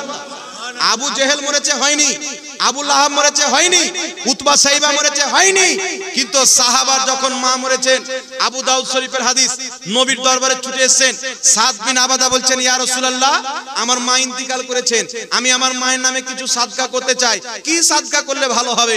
নবী পাক বলছেন তোমার মায়ের নামে পানি সাদকা করো। সাদ বিন আবাদা মায়ের নামে কূপ দান করে দিলেন।